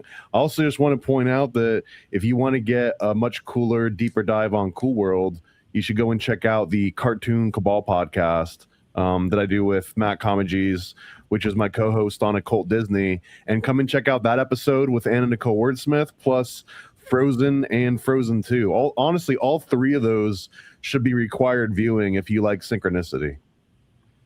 Yeah. Trying to find you.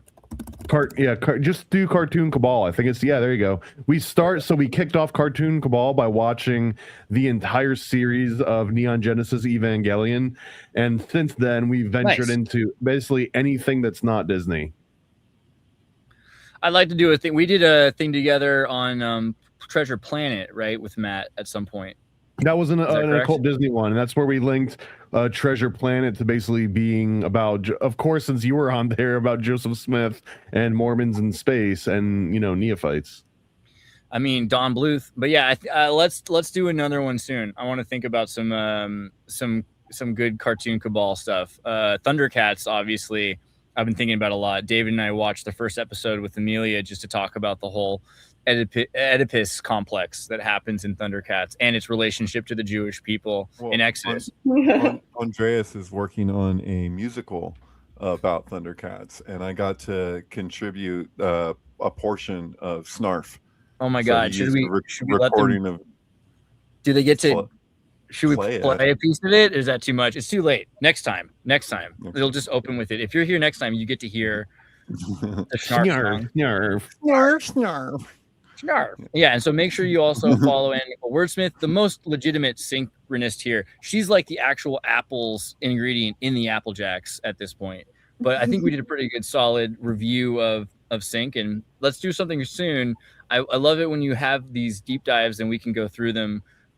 We have a really good episode together that you did, kind of talking about death and everything. We should do more of these where you're just doing presentations and we interrupt you less. I like those. Yeah, I like the presentation format too. It's easier for me because I communicate better through pictures than I do verbally, as you can tell. So yeah, those are good. Want to have people. I think you're all right. We just interrupt a lot. See, I just did it now. But yeah. But follow Miss Nico6 and Nicole Wordsmith on X. And yeah, see you guys next time. Thank you for being here. It was a lot of fun. Love you all. Thanks, guys. Peace.